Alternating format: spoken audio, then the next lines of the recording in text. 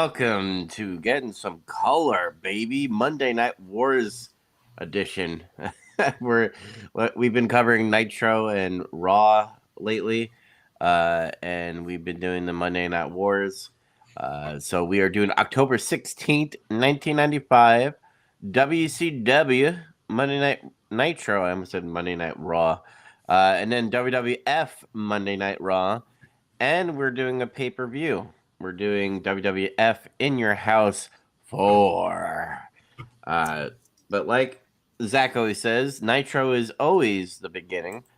So we are going to start off with WCW. I always say WCW like Scott Hall does when he like invaded Nitro. WCW.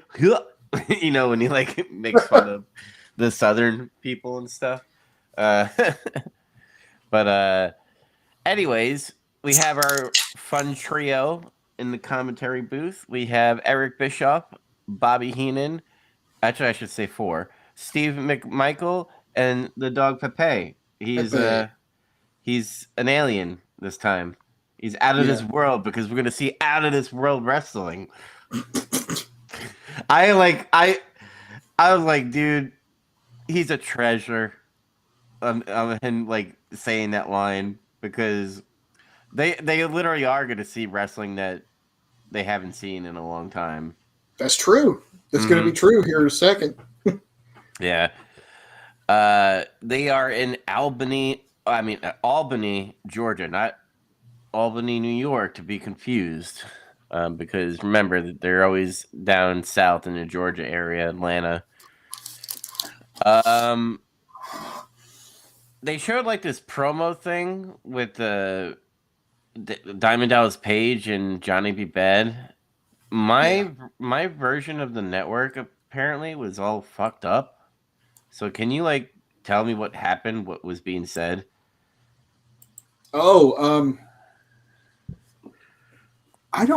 Let's see. I don't have anything written down for that. Maybe it was part of the broadcast, like it messed up or something.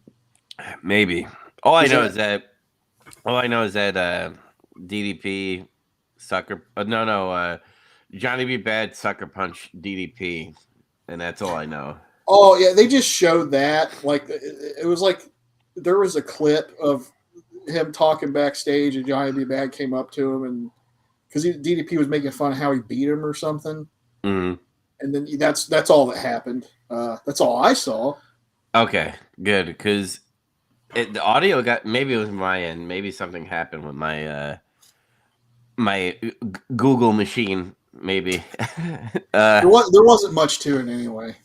Cool. All right, opening contest for the television championship: Johnny B. Bad versus Diamond Dallas Page with the Diamond Doll. That's right. So I'll let you take it away as far as the call on that one. Well, I was like, oh boy, this might be a decent match. And then DDP hit Johnny B. Bad from behind with the belt and got disqualified. And that was the end of the match. Like, they literally, nothing happened. It was like before it even, like, it just started, or it was like right before it started. And that happened. And then the referee DQ'd him and threw the match out. I have some notes because we call it Steve McMichael was talking about Johnny B. Bad's gun. You know, the little thing that he shoots up at the people. The Bad Blaster. Yeah, and Bobby Heenan says, "I hope he puts that gun in his mouth." And like everybody got silent and shit. Brutal. Yeah.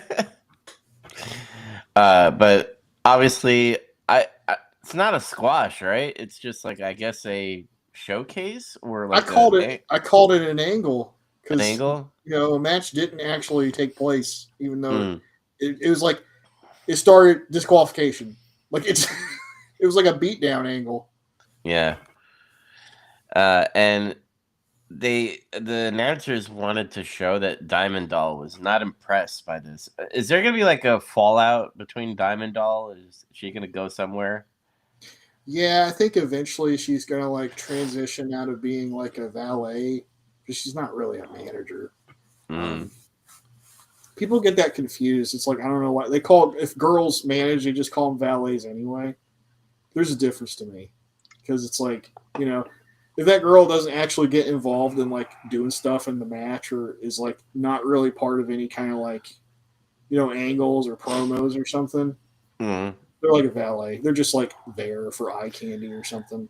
What do people think? Like the Godfather and all his hoes are his managers? Like, No, nobody's really said that. It's just I've heard people just call because they're women, they just call them all valets for some reason, and it's like that's not really accurate. Like I wouldn't call Sonny a valet, for example. But yeah. I have a funny thing about Sunny when we get to In Your House, by the way. All right. Chris Benoit, Uncle Chris, versus Eddie Guerrero. And this is I was looking forward to this because I think it was either last Nitro or some Nitro before that where Chris Redacted came out of a limo. He's like, this is where the big boys play. And that's what's essentially his vignette. So, bad person, great wrestler. So I'm actually excited for this match. So, what do you got to say about this? They fixed my complaint about giving Eddie lame bullfighter music. It was really funny because after I made that complaint about it was like literally the next Nitro they fixed it. It's like, okay, cool. It's still not like the music everybody knows where it's like that weird like groove thing when he's like a heel later. It's cool though. I like that theme. I didn't take a lot of extensive notes about this one because I was focusing on watching it. Because I haven't seen real early Eddie Chris matches. I know like you can go find where they worked in Japan and like tournaments and stuff. But Benoit, because we've seen him in like WCW a couple years ago, and we've seen him for like a minute in ECW. And he seems like he's even more polished than those last times we saw him. Yeah. It seems like he's even better. Well, essentially, he's like repackaged, right? Because remember, they always used to call him like the Dynamite Kid Jr. because he was like teaming up with or at least making his style like him. And then he went to ECW, and then he came back to WCW. Like it's been like 10 years, and then had that vignette about this is where the big boys play. Essentially, that's his repackage. In my opinion. Yeah. I guess, it's just some short steroid kid. Short steroid guy. Yeah. They seem to treat him more seriously on the commentary this time. Like Bobby Heenan especially is like trying to like pump him up a lot. Like, this man's been all over the globe wrestling everywhere. He's won multiple titles, like all this stuff. Eddie's already great in the ring. We know that. And like we've seen him already. We've seen him more recently, and they did a spot where like Eddie dived from top turnbuckle out to the floor on Benoit. That was cool, and he didn't like blow his knees out on the concrete like that other time. He threw Benoit's head to a post. I think he tried to clothesline the back of his head, but at the last second, Uncle Chris dodged, and then Eddie fucked his hand up when he hit the post. That kind of sets up the rest of the match for him because his arm's damaged. Yep. And Chris just works it the entire time. And he makes Eddie a one-armed, sweaty intruder. It's so good to see, like, ring psychology. Benoit's offense, it's just really crisp and explosive. It's like he's gotten to the point now where, like, that's what everybody knows him for. Let's see. Eddie's he's doing like cool lucha stuff, even though his like arm's damaged, and it's like stuff nobody's really seen on American TV that much at this point. Like he did that thing. He likes to do this thing where he can grab your arm and he can like kind of springboard off the ropes and do that backflip to like arm drag you. He likes doing that among some other things. Well, I can't wait until we see when he gets to WWF and he's facing The Rock and he like counters a fucking rock bottom. Oh, that was crazy. Yeah, it's a great counter. I can't wait to see more of his cruiserweight matches here too. Mm-hmm. The finish was great. Like Chris Benoit hit like a hell of a power bomb. Like it was like pretty brutal. Dude, it's sick. It's I like as I get older, I appreciate a simple move. Like a pile driver, a fucking suplex, a German suplex, a fucking atomic drop, you know. Yeah. Mm. Let's see. He hit the power bomb on Eddie and he stacked him up, but like Eddie kicked out. And then Benoit's like, it looks like he's getting ready to do a power bomb, but this time into the turnbuckle, like he's gonna do a buckle bomb. Mm-hmm. But Eddie countered it into a sunset flip. He got two, and then they stood up, and then Eddie, like instinctively, the moment they both stand up, he swings to punch Benoit in the face, but he hit him with his bad hand, and he like recoiled. He's like, "Oh fuck!" And then like Uncle Chris put a dragon suplex on and pinned him for 3. Good fit, great finish. Mm-hmm. I gave it a 6.9 out of 10. I gave it a 7.4. Oh, you're a little higher. I appreciated that really good psychology. So you don't really see what? Stuff like that like at all anymore. I'm bumping it up to a 7.1. All right. Mm-hmm. Bischoff says that WCW is looking to establish its cruiserweight division. Yeah. I guess that's why we see Benoit and Guerrero. Hold on a second. After that, they go to Okerlund in the ring with the Giant. Yeah.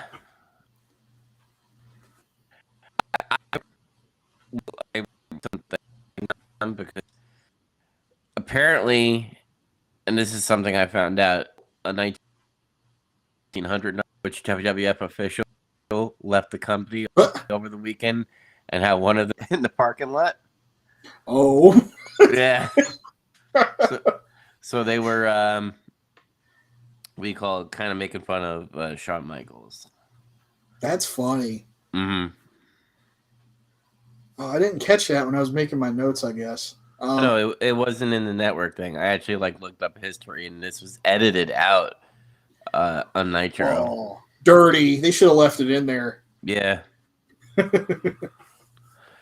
But yeah, the Giant and fucking Boston Kevin Sullivan's there. Oh, he did a pretty good promo. Kevin Sullivan did. He's like, explains that Hulk Hogan only has a small piece of good left in him in the cockles of his heart. And they stripped him of his identity when they shaved his mustache off. And he's like, the key difference between him and Hogan is that while Hogan created him, he says Hogan created him, the Taskmaster knew since the day he was born that he was the personification of evil. I love that line. That line is so cool. And then the Giant says that him and Hogan are going to clash on the Cobo Hall with the monster trucks, and then they're going to he's going to pull him from the wreck and take his belt from him in the ring, and he does the Captain Insano laugh, and he puts his hand on Mean Gene's face, scaring him. I don't like Big Show's almost like Andre the Giant type of impression. I guess because he's the son, he's trying to talk like a giant. Even though I know he's a giant, I get it, but it's so fake on how he screams. It's like I know what you're saying. It's like he's making his voice purposefully more growly than what it is, because you hear him talk after he gets out of WCW, I guess, and he doesn't really sound like that anymore. Mm-hmm. Plus, I don't like that I guess I can't say I don't really like that, because we had this whole discussion before where it's people really like to shit on the fact that they try to say, oh, the Giant's Andre's son, but it's and you can come up with all these examples where they say somebody's related to somebody and they're not, and nobody ever made a big deal about it. But because he did that thing that Andre would do sometimes where he'd play with the announcers and be like, look at my hand and put it over the fucking head or some shit. Mm-hmm. But Yeah, it was a decent little interview, even if it's like this angle's like retarded. This storyline. Yeah, and I like when Mean Gene gets like fucking annoyed. He like yells at them essentially. Yeah. Did you catch that? He's like, uh, he's like, Stop it. stop that. Yeah. He's like the only interview that doesn't get scared at all. And when He he doesn't. does, Yeah, he doesn't let anybody bury him. He's just like he always puts up a little bit of resistance or something. yeah. Um, more Disco Inferno. Are you the one that posted in the chat that Disco Inferno never changed his gimmick for his whole career? In WCW, yeah. I mean, like, I don't know. I don't really know what he did after the company sunk. I assume he probably worked indies or some shit. That I just didn't, because I stopped watching WCW around like '99, I think. And I just didn't know that. I know he stayed in the company the whole time, but it's like my brother sent me an ad from. Remember when they changed the logo for the company and people make Yeah, the fun of that? They call terrible it like the logo. vagina logo or something because it's it's weird. And he was still Disco Inferno. I'm like, in 2000, 2001, he's still Disco Inferno. Like, God, Mm-hmm. they never changed that dude's gimmick.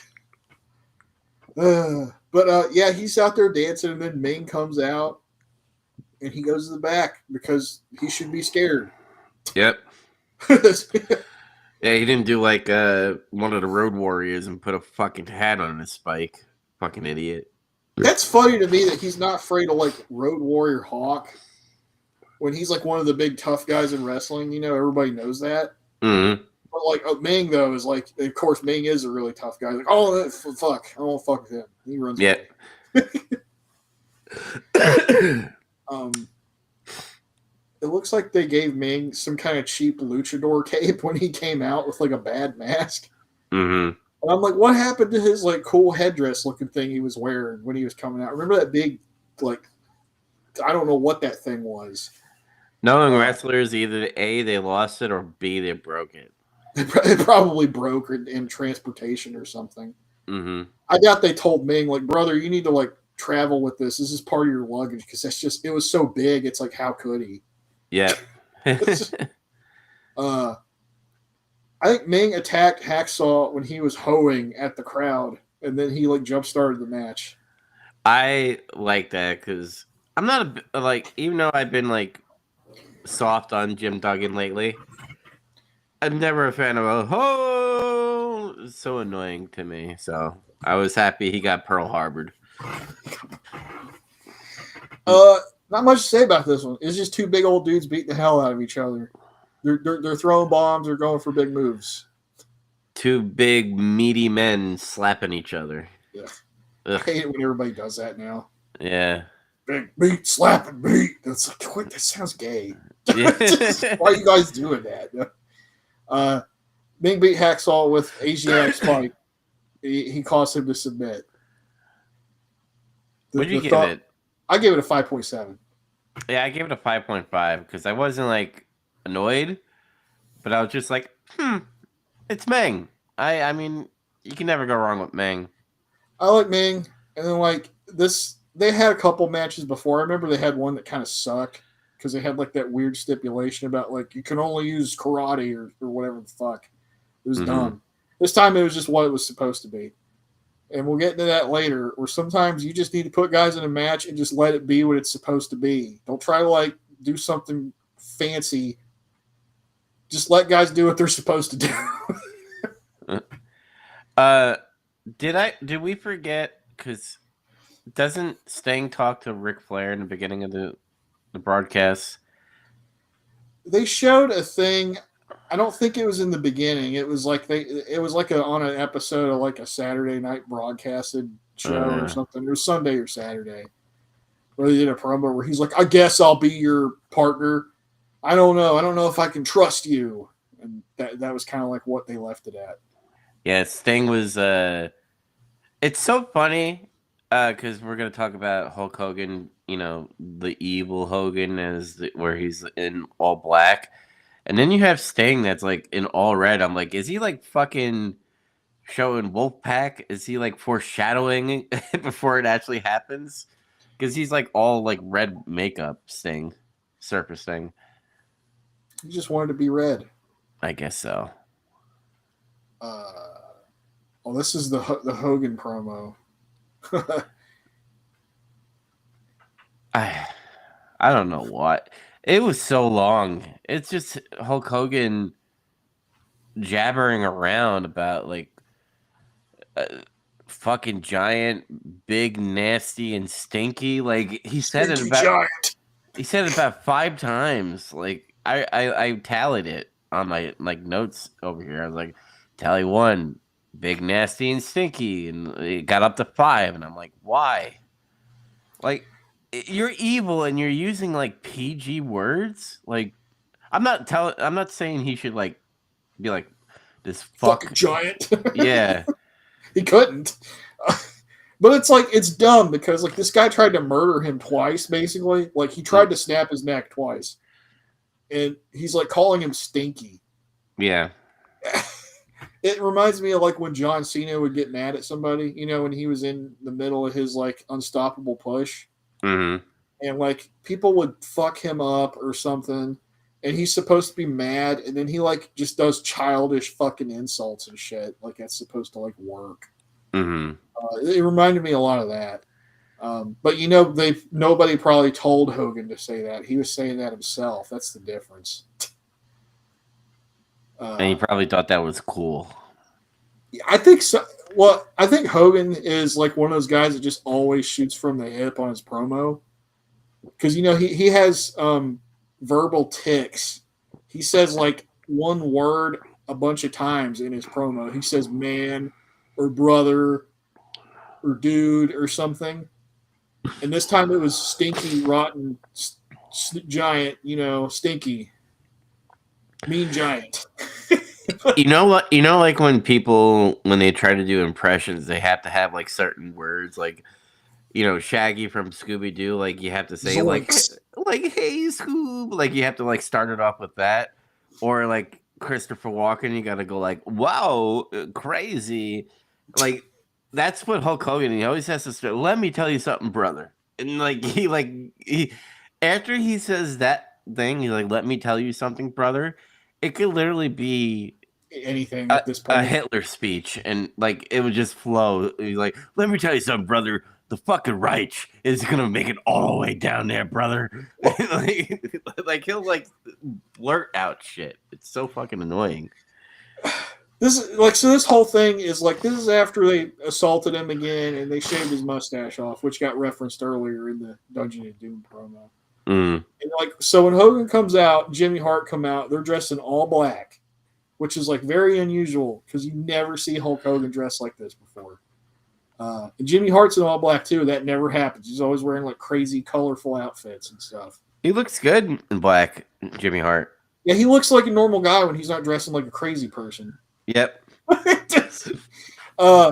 And like Hogan, what's funny about Hogan though is like it would look more striking if he didn't make his. He had like an all black neck brace too. Like I don't know if they fucking spray painted it or something. Mm. That was kind of funny. And they get all the way there. He looks mad too. He looks like he's very unhappy. And he gets in the ring, and I'm like, okay, what's gonna happen here? And then he started doing the Hulk Hogan, the tired Hulk Hogan promo, you know. And he's like, I'm unleashing the evil of Hulkamania. I'm like, evil? And then he starts talking about how he can bring promoters to their knees, begging and crying because Hulkamania is bigger than any promotion. Like he's talking about Vince, and without really saying Vince. And it was like, imagine Hulk Hogan as we knew him from 1984 all the way to now, and he's like still trying to be a heel without changing like how he talks or something. Mm-hmm. You can't do that, not really. And it's it's funny because like when I watched it as a kid, I was like, cool Hulk Hogan, like a bad dude when he's in NWO, right? Yeah.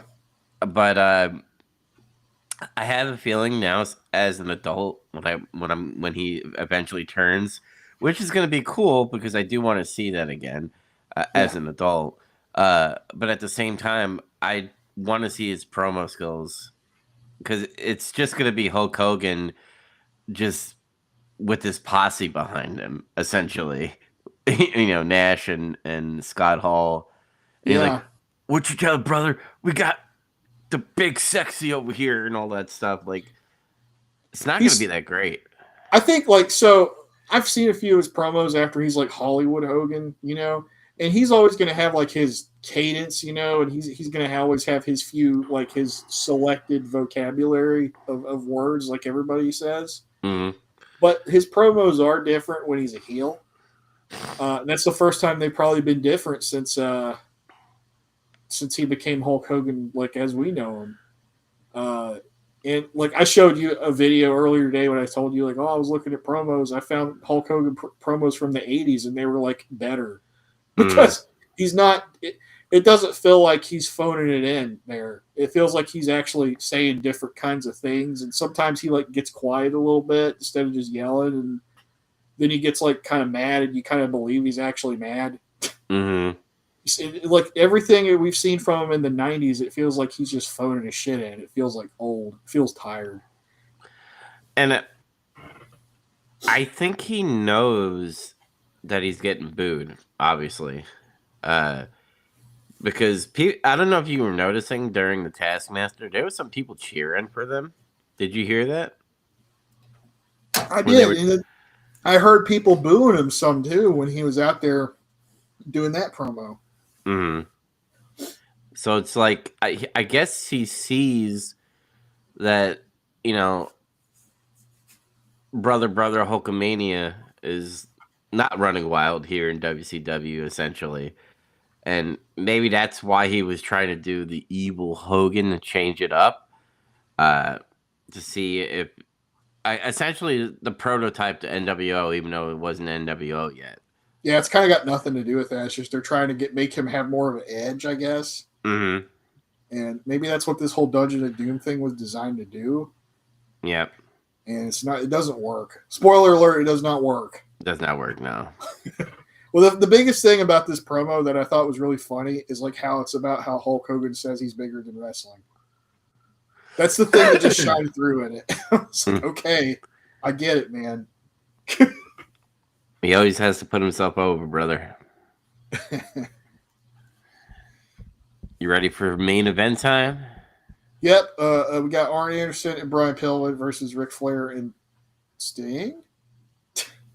Question mark? Yeah. So this feud is still weird.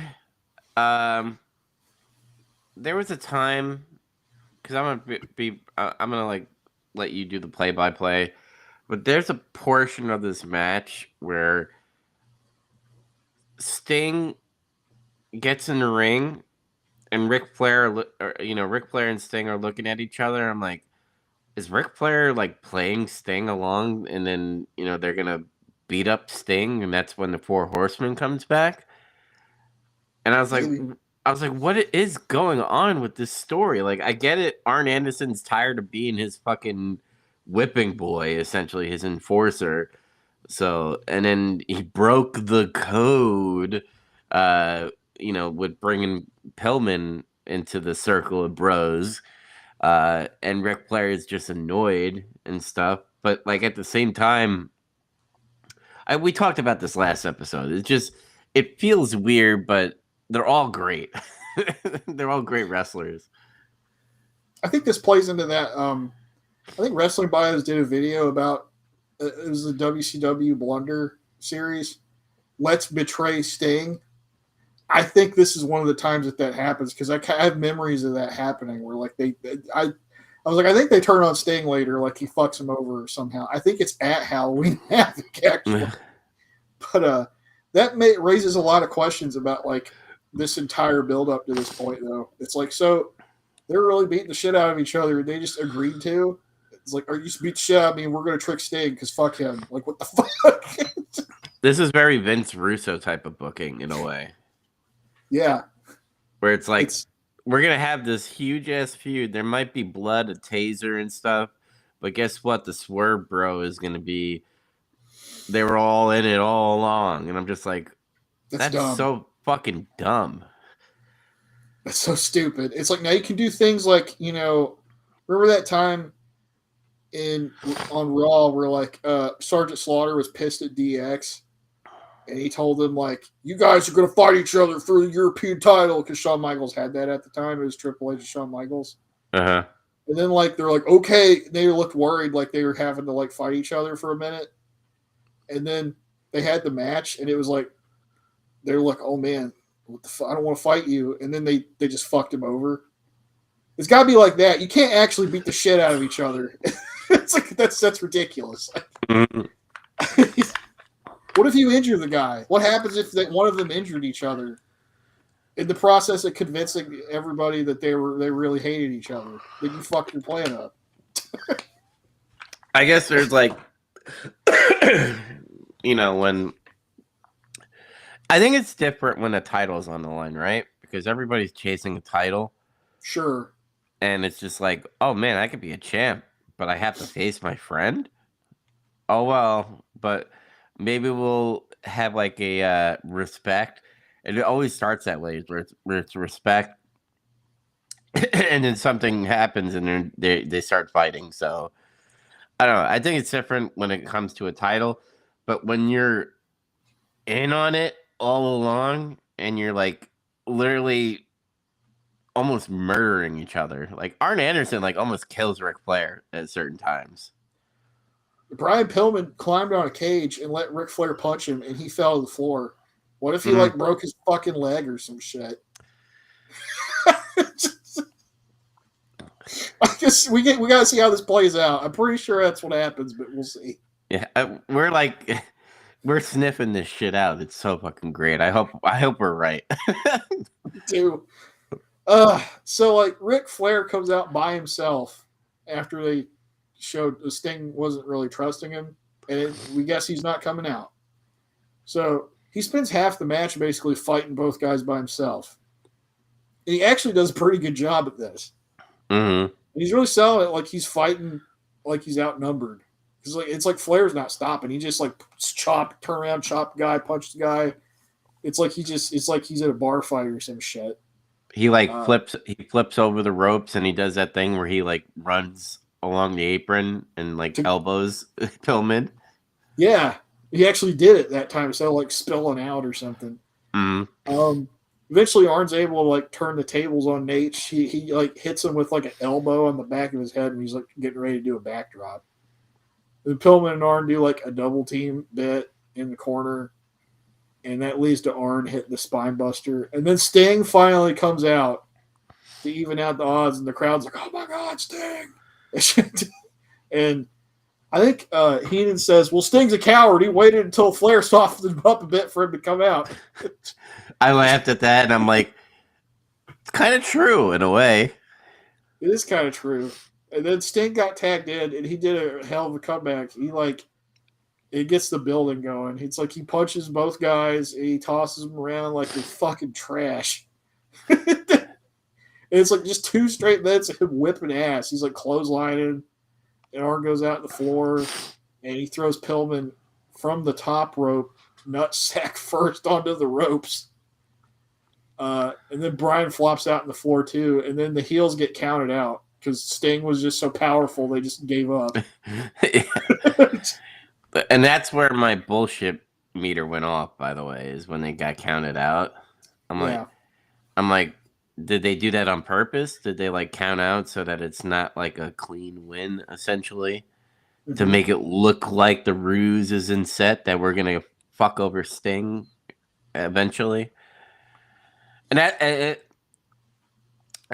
for the viewers out there, watch like after they got counted out where Ric Flair walks into the ring. There's like this pause that like something's gonna happen. Yeah, but nothing happens. It's like you think, are they gonna start arguing because like Flair got his ass kicked for a while before he came out? You think that at first, and then it's like you just kind of stare at each other for a bit, and then Mean Gene comes out like after they go to a commercial real quick. Mm-hmm. I gave it a 6.5. I thought it was pretty good. Flair was doing good, and then Pillman and Arn are good. They did some cool shit, and then Sting came out and did like an awesome comeback and got the crowd going. I gave it a 6.4. because Sting is still over. Like they're Yeah, literally doing nothing with him, and he's still Sting, over. Sting is the Bret Hart of WCW right now. Yep. He's like in literally the same kind of position almost, except he's like the U.S. champion, but like nobody cares. God, what if there was a Bret Hart and Sting tag team? That would have been sick. Maybe they teamed up later. I don't know. Maybe. I know they have like a couple of matches with each other, but maybe they did team up. I'm not sure though. But imagine like 90s, 80s, like Surfer Sting and Bret the Hitman Hart together. Oh man, that match would be awesome. Mm-hmm. I could totally see that being great. Mm-hmm.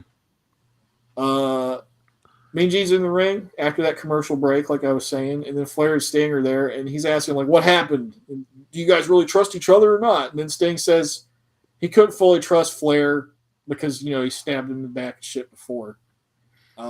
And when he watched him take on both guys by himself, he saw that he had a lot of heart and guts. So then Sting decided to come out and help him. And he's like, "I'll be your partner at Halloween Havoc," and he asks him to high five him, which I thought was funny for some reason. And Flair does it, and he goes, "Woo!" And then Heenan's like, "I feel sick." Oh man, I love this commentary, by the way. Yeah, their commentary's getting better. Mongo is always going to be like kind of awkward on commentary because he's just not like I don't think he's like a TV performer, but because he has like this weird personality, like he's clearly a guy who is like a character in real life. It still comes across. It's just that he's really awkward as a performer. He's like an autistic person reading a teleprompter. Sometimes he says shit that's like, "What the hell did he say?" And then sometimes he says shit that genuinely makes you laugh. It's just funny. This wrestling is out of this world. It's pretty good with Mongo. Yeah. After that they do a little advertisement for next Nitro. Sting. Speaking of Sting and Lex Luger are facing Harlem Heat. So, and then Alex Wright and Eddie Guerrero face Chris Benoit and Dean Malenko. That could be good if they give him some time. Mm-hmm. And Hulk Hogan will appear again. Okay. We'll see. We'll see what he does now. Yeah. I thought this show was pretty good. Okay, good matches. Most of the promos and interviews were good, except Hogan's. Yeah, I couldn't find a ticket situation for this Nitro. Okay. But I do have a rating. It's 2.2. That's what I have, 2.2. Yep. I also gave the show overall a 6.5. I thought it was much better than the previous Nitro. I gave it a 6.7, so I'm a little bit higher than you. I think last time you were higher on Nitro, and I was lower in Nitro, I think. So no, the last Nitro we watched was that bad one. Remember where they like the steel cage? They fucked that up and all that other shit. Yeah. What's funny about that? This gets into a funny thing about ratings that I didn't really think about before until Jim Cornette explained it, and it made perfect sense. When you see TV ratings for like the episode of the show you just watched, your immediate reaction is to think, "Oh man, that must have been a great show, right?" Because if the ratings like good or something. Mm-hmm. But this is a perfect example of this. So this show was obviously way better than the previous episode of Nitro was. But the TV rating's lower. It's 2.2. That previous episode of Nitro got 2.6. So what happened? Well, it turns out usually TV ratings actually really reflect what did people think of the last show before this one. Oh yeah. So it kind of reflects. It affects the show moving forward from there. So it's like a delay? No, it's like people watched last week's Nitro were like, "Well, that fucking sucked," and then they lost like 4,000 people. Well, I think what probably also happened too, because usually when they bring like big matches, like a steel cage, like that's like an attraction for people to tune in, essentially. Like I guarantee. And then they got fucked and they got mad. Yep. essentially this Raw that we're going to talk about is probably people are like, oh fuck yeah, Bret Hart, steel cage. That dumbass fucking Lawler is going to be in a fucking shark cage. Count me in. But yeah, Cornette brings up a good point on that. Because usually, even today, I kind of do that now where I go, wow, that Raw sucked. I'm not going to watch next Raw or SmackDown because why? It's just funny because you don't really. I don't think a lot of people really think about it that way. It's just you're like that sucked, and then they see the numbers, and it's like, why did that get such a high rating if it sucked? And I don't know. It's really simple. It's just like one of those really simple things you can overlook. Well, now, if you're Dave Meltzer and you're given like I don't Oh know, shit! a, a fucking high rating, but you won't give fucking Cody versus Roman Reigns a fucking 5-star or at least a 4-star. That pisses me off. That piece of fucking trash. He he's so retarded. Like he's super retarded. He's such a fucking mark. It's funny though, because what I was laughing when you brought his name up because it's like that guy is like the master of like making up excuses for anything that he likes that didn't do good in like numbers or something. He starts like coming up with like fucking excuses and like equations and shit to explain it. And it's Hmm. like, well, you just don't study this. And it's like, what the fuck? What are you talking about? Like, just And study I think this? and I think Conrad brings that up a lot because he knows it like triggers the people in the wrestling business. Like every time he would bring it up to Eric Bischoff on his show, Eric Bischoff be like that fucking piece of crap. He would like disown fucking Dave Meltzer, which everybody has an excuse to do that because it's valid at that point because he is human trash, and he shouldn't be reviewing wrestling because he don't know what the fuck he's talking about. Yeah, that and like, his newsletter, if they run stories and shit, it's like he's exposing the business in his damn newsletter. So it's like he's fucking with their programming. I mean, that newsletter wasn't really widespread or anything until like the internet started really getting more momentum. It was like you just had like what a few thousand fucking people in America that had access to it, probably. Hmm. And then like it might have grown a little bit more over time, but it's like after the internet really became a thing, then it started getting on the internet, and then everybody could see it if they just stumbled on it. Yeah, And then you had people, news sites and stuff, getting his stuff out of his newsletter and putting it on their site, so it just spread. the dirt sheets as they call it. Um, I guess we'll go Raw on the same night. But in Grand Center in Grand Rapids, Michigan. Hold on, I got a cough, so you continue. All right. They open this. They open this one up with like this really corny vignette with like Isaac Yankem, Bret Hart, Jerry Lawler, and they're all making puns about like tooth-related stuff. Like Isaac Yankem said he's going to apply the biggest set of bracers to the hitman's teeth, and he says he's like shaking the cage like ah, and then Bret says Lawler and Yankem are the tartar and abscess of the WWF. And then Lawler's like, Jacob's going to correct Brett's overbite. And he says that his mom is trench mouthed, which I had to look up. And it's kind of fucked up, actually. Like, what the fuck's trench mouth? It's like just some really old disease you can get. Oh man. It was silly, though. Here's the thing. I am so fucking sick and tired of fucking Bret Hart and Lawler feuding. You know what's sad about that is I like both those guys, though. And it's like, yeah, it's like this weird on again, off again feud kind of thing they've been doing, which that's okay to do in wrestling. But it's like this is what they came up with: is Jerry Lawler got an evil dentist because they're not gonna. Vince isn't gonna let Jerry Lawler actually wrestle in WWF. He's gonna be like a fucking fool, basically, Mm-hmm. because he can actually wrestle and he's a good worker. But the thing is, especially with this, we all know, you know, Kane is a good wrestler, or Jacobs. What was his name again? Glenn Jacobs. Yeah, Glenn Jacobs. He we all know he's a good wrestler. And every time like they wrestle, like Waller has to essentially put himself in the match. Like I know he's feuding with Brett and he hates Brett's fucking guts and all that stuff. Yeah. But at the same time, I feel like it's essentially burying Isaac Yankem, work in a way. If that makes any sense. I do. I see what you're saying, but I also think at this point in time, Glenn Jacobs is not as good a worker yet as like he eventually becomes, and you kind Mm-hmm. of see it a little bit.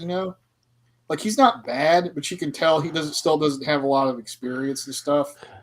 Mm-hmm. Um, and I think they wanted to pair Lawler with him to kind of help cover that up a little bit.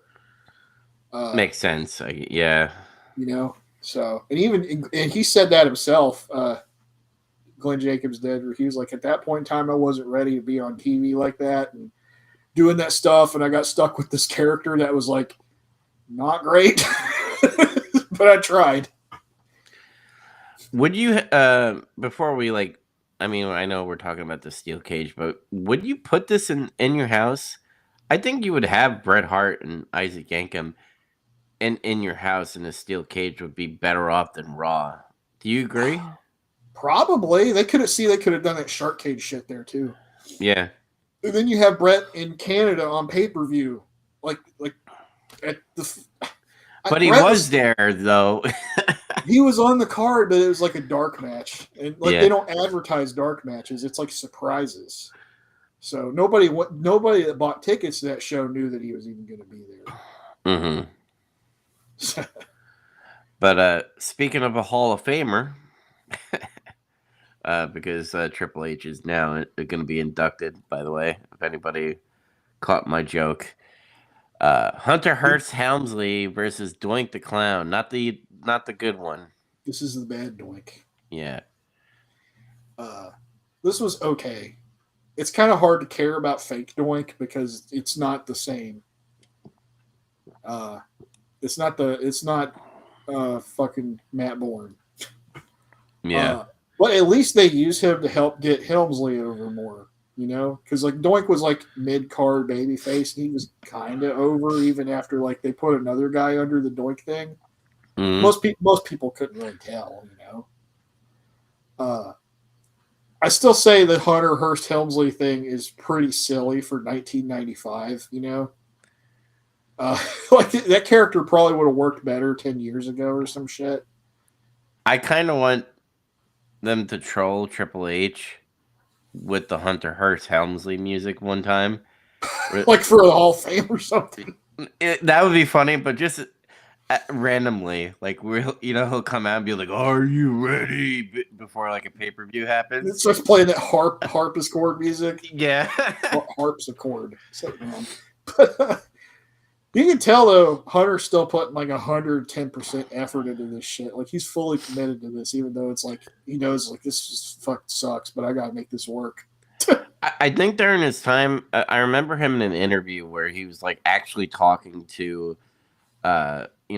old wrestlers to try to like put himself over, essentially, like what that gay cowboy in AEW should have listened to, Punk in them. Yeah. Because that's how Triple H learned in the business, and essentially that's how he like became the business, literally. Yeah, he took on it. He listened to everybody, take that advice, and kind of figure out how to use it. Little side note, because I watch a little backstage of the Rumble thing of him and Gorilla of Triple H. Did you know that they call because when Jey Uso won the Rumble, they said, "Go get his kid. He's in the Shield corner." So they call that corner the Shield corner. That's pretty cool. You got the Gorilla position, the Shield corner, and now they made up the Okerlund position on Saturday night's main event. Nice. Oh yeah, Doink owns like the early part of this match though. He's like messing around with Helmsley. He like pulls on his nose and he slaps him really hard. And it's like, ha ha ha, it's funny. and he hits this move where he messes with his head. Doink spends a lot of time laughing at him and making fun of him, and that opens him up to a receipt, brother, and he gets like a big clothesline. Yep. Spends too much time goofing off. Dude, that clothesline was sick though. It was a good one. And after that, Helmsley just owns Doink. He hits like a bunch of moves: European uppercut, suplex, good suplex. His pedigree beats him. It's like, and he beats him clean. He didn't cheat. Mm-hmm. And is this where Shawn Michaels talks? I think I was on the phone a little bit. Yeah. Yeah. Like he called in on the phone and he was like, "I'm hurt, but I'm okay. I just can't be there right now." Dude, like, that was so weird. I mean, we're gonna get into it as far as when we get closer to, or when we do In Your House 4. Yeah. But you could tell this was like Vince was serious, and Shawn Michaels was like trying to save the pay-per-view, essentially, being like, "Yeah, I'm gonna be there. Cool." I think they weren't sure, at that point if he could still show up or not. And I think they actually thought, is this dude concussed? And they actually wanted to like make sure he was okay. Mm-hmm. but yeah, I gave this match 5.6. I gave it a 5.3. Because it's like curve. the Hunter curve is like, it's not a good Doink, but Doink did put him over, so. He was there to take Hunter's moves. Yes. And he did them correctly. Mm-hmm. We see this shit like after this where they're showing the Americanization of Hakushi. Yep. And Barry Horowitz is there. It's like, I guess he's trying to make him assimilate into American culture better. It's kind of fucking silly, maybe a little bit racist. He's like, "Can you say Babe Ruth?" And he says, "Hank Aaron." And he's like, "Yeah." It was actually kind of funny. Yeah. But yeah, they were talking about baseball, and that's basically the joke.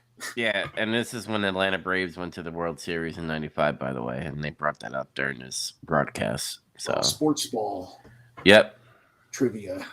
And after that, Gorilla Monsoon tells us that In Your House, Mabel will face Yokozuna instead of The Undertaker because The Undertaker's face got crushed. Oh, man. Oh, man. I can't wait until that promo comes. Yeah. WWF Tag Team Title Match, PG-13 versus Smoking Guns, which I was excited at first because I was like, oh, PG-13 has a cool moveset. Billy Gunn and Bart Gunn, Billy Gunn does all the work. Bart Gunn is just there. But like, I was like, this could be a decent match. I wrote in my notes, I said, oh my God, PG-13 shit the bed on this one. I don't know that they shit the bed, actually. I didn't like it. I think that they were going for a certain thing, and that's what they did there. So, and this is my first sentence lets you know why I think that. PG-13 looks like fucking kids next to the Smoking Guns. They look like children. Mm. And like, of course, Billy is a fucking big guy, and Bart is too, like in his prime. Like they're both like roughly the same size. Remember, like Billy's like 6'4", and he's like fucking 270 pounds or some shit. Mm-hmm. And so you got two guys look like that, and like remember what we were saying on like the last review, we were talking about Raw, and we saw these guys like they look kind of like indie guys, like modern indie guys. Yeah. And what always happens when those guys end up in a ring with like a real wrestler, it's like, what the hell? There's like this huge size disparity. Yeah, it's kind of like, seeing a Daniel Bryan versus a Brock Lesnar, essentially. Like, essentially, Brock Lesnar should kill Daniel Bryan. What's funny about that, though, is at least Daniel Bryan is in shape. Mm-hmm. It's not as unbelievable, like when you see that. Oh, let me change that real quick. Adam Cole versus Brock Lesnar. Jesus. Yeah, that's kind of like what we got going on here. Yep. This match gets worked in a way where it's like PG-13 is looking outgunned. And they're having to play like little chicken shit heels because they can't match up to these guys physically. They're twice their size, like for real. And I thought they did a pretty good job at that. Maybe I was in a bad mood, but I was just maybe because I was such a PG-13 mark back in the day. Were you really? I wasn't a mark. I'm just like I was excited to see different wrestling besides like seeing like people like the smoking guns essentially. Sure, it's just I don't remember them at all. Like I don't Yeah. remember these guys. Like I guess they were here for a cup of coffee, and I just forgot. Cup of coffee in the big time. That's what this is. Mm-hmm. They did this hilarious spot where they managed to get Billy knocked out onto the floor, and Wolfie D started stomping him and punching him and shit until Bart would run over and catch him. And then as soon as he'd get close, he'd run away, and he could run away from Bart because he's smaller and faster than him. And then JC ice hops down, and he starts punching and kicking Billy, and then Bart runs after him, and then they just do this thing where they switch positions because Bart can't catch either of them. It was actually pretty funny. Then we come back from a break, and then like the guns are just owning PG-13, and it leads to the finish where like Bart gets Billy set up for like that sidewalk slam, top rope leg drop move. They don't name their finishers for some reason, so I have to describe it like it's a wrestling game.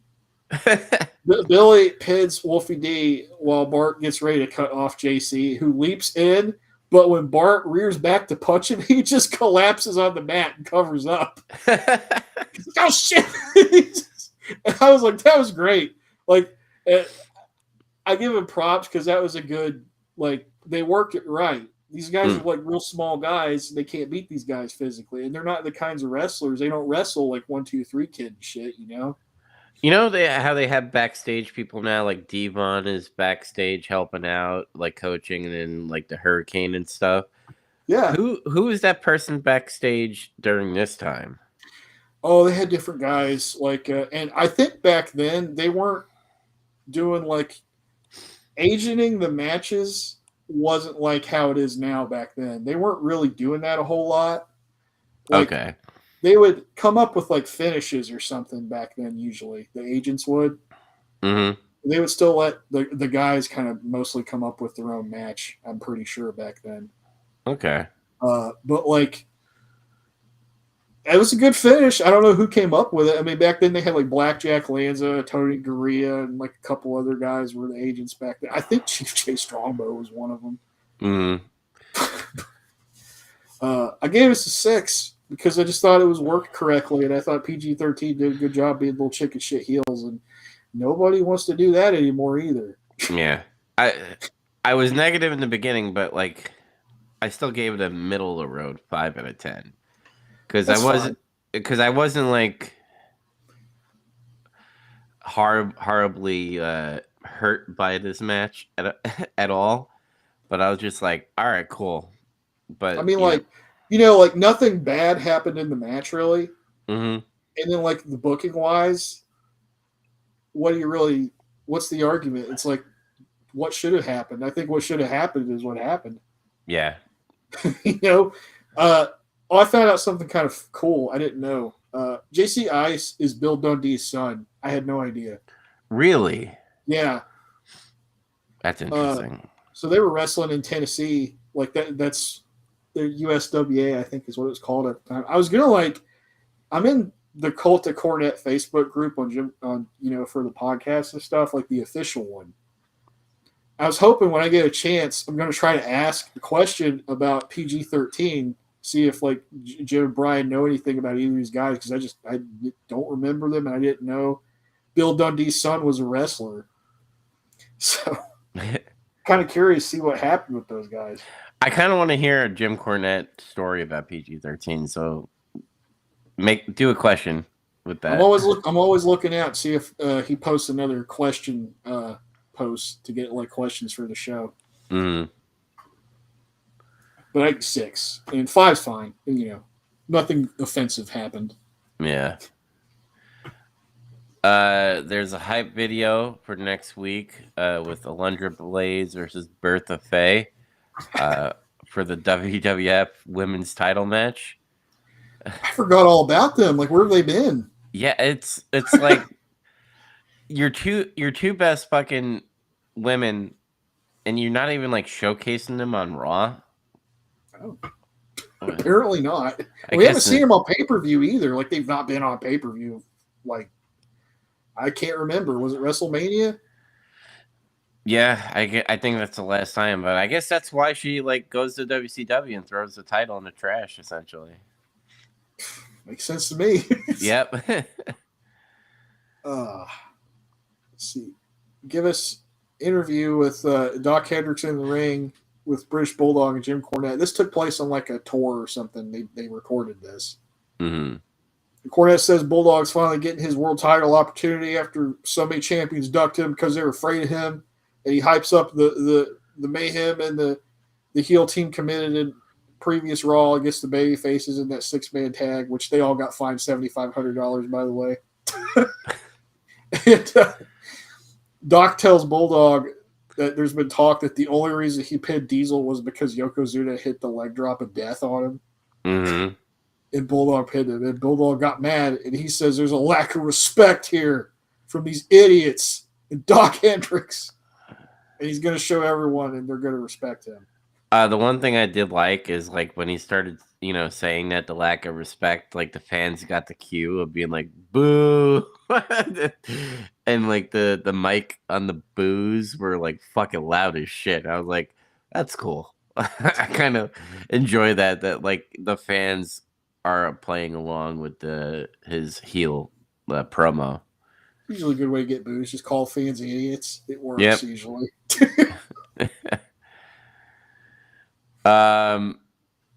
Getting that Ahmed Johnson video package. Honor.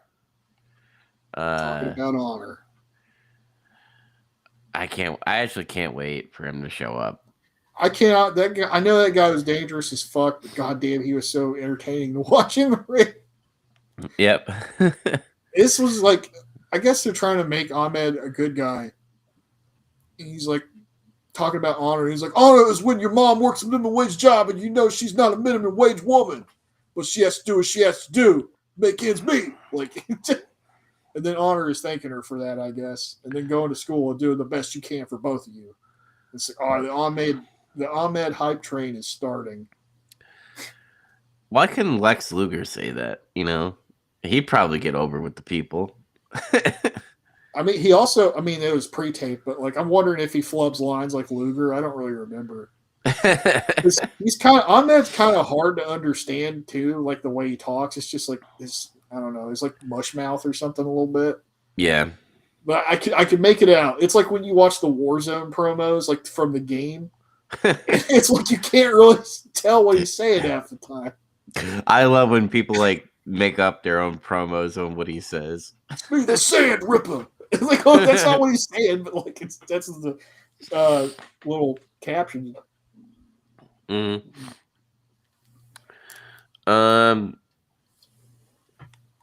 Dean Douglas versus Joe Dorgan. Hot bod, Joe Dorgan. Mm-hmm. He had like these little tights on and it said hot bod on his ass. Like, that guy doesn't look that exceptional. He just looks kind of like an average dude. Yep. Before this match starts, Vince lets us all know that Shawn Michaels was attacked at a nightclub by 10 thugs. So he explains all that. Like, they don't really say what happened. They just said he was attacked earlier. And that's the Marines incident. And I know, have you heard the story about that? Like, what actually happened? I heard it on OSW. Okay.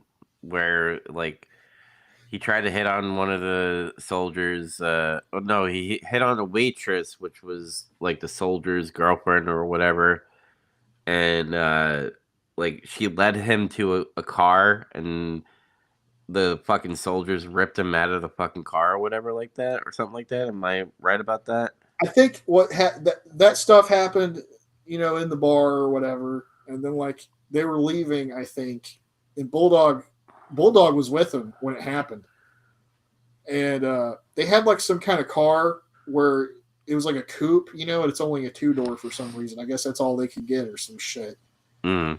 So Bulldog went in he had to like, this is a huge guy. He has to climb into the back of a fucking coop. So once he's in, he's not getting, it's a struggle to get out of there. And plus he's on PCP, so I don't know. He might have been inebriated. From the story I heard, he was not. He was actually fine. But then those guys came out after him after Bulldog was already in the car, and then Sean got his ass kicked by one Marine, not 9, not 6, not 10, 1. And Bulldog couldn't help him because he was stuck in the back of a tiny car. He would have probably saved his ass if this might not have happened if they didn't have a coupe. If they got like a Lincoln Town Car or some bullshit, this would have never happened. Mm-hmm. But yeah, that's what happened.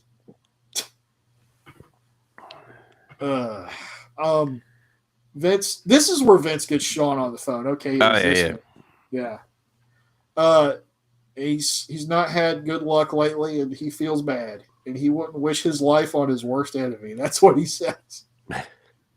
And they don't really talk about the incident too much. They're mostly like trying to, further storyline. And Lawler's like, "Are you going to be in your house or not?" And HBK's like, "I'll be there." And he will be there. He'll be there. Yeah. Not to wrestle though. Yeah. Dean Douglas beat Hot Bod with Fisherman Suplex for 3. It was a squash. Squash match. That guy didn't do shit.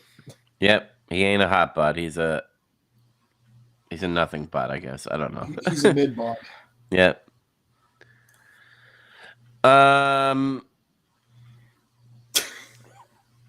Paul Bearer promo. You want to talk about this, dude? When I first watched this, I was like, I guess I was just like not paying attention. So I like rewatched the promo. That's why I like messaged you the other day. And I was like, dude, this promo is fucking like, this is like probably one of Paul Bearer's like fucking funny, good promos. Yeah, for sure. Because he's like, "Oh, my Undertaker, his face is crushed." He will never look the same or be the same again. No. So he Mabel really fucked up his face for real, correct? Yeah, he did. I'm assuming he hit him with like a leg drop or some shit, and it just went awry. Mm-hmm. I mean, people need to understand, like, Yoko and Mabel are like fat. Like, there's no way. Huge fucking guys. There's no way you could like cuff your fucking leg to like make it look like you hit. It's either you get hit or it's gonna look really stupid and missed. Yoko never broke anybody's face. Exactly. Because he's a good worker. Mm-hmm. Mabel has broke Kevin Nash back. After he told him, "Listen, don't fucking sit on my back" or some shit. He warned him before the match started. Mabel, you fuck. But I just thought Paul Bearer's fucking promo was fucking funny as shit, because like seeing that and like still putting over that his face got crushed is still amazing. Yeah. Mm-hmm. He broke his orbital bone. That's what happened. Like the bone around like where your eyeball is. Mm-hmm. But think about it. Like Taker could have like fucking told Vince get rid of this fuck. He didn't. Vince wanted to. Because of Undertaker, literally Mabel was over. In my opinion. It helped to get him more over, like the whole incident, I guess, in a way. Mm-hmm. And yeah, Undertaker kind of saved his ass from getting fired. Vince wanted to fire him over this. I can imagine Vince be like, "That bat fuck." So, like, Undertaker's one of his like key guys. Mm-hmm. And it's like, you fucked his face up on a damn leg drop, like that's pretty egregious, you know. Mm-hmm. But yeah, Paul Bearer did a great promo. He doesn't typically talk this much like he did here. Like, we didn't really say that much about it, but he like goes on for like a minute or two. And it was good. Yeah, this is probably like one of my top Paul Bearer promos out there at the moment. Like other than the ones you think of where it's like he's hanging out with Undertaker when he's like making his casket or some shit, or like they're digging a hole for a grave, Hmm. like that kind of stuff. It's sort of like that again. Yeah. Um, oh yeah, there was a Doc Hendricks little pitch where he was like shucking merch. It's like that seems to be his primary job besides like interviewing people now. Uh, and it was funny because he was like in a room where he had a giant painting of himself up on the wall. And I was like, what a fucking asshole. He just has like a huge painting of him and he's like standing directly underneath it.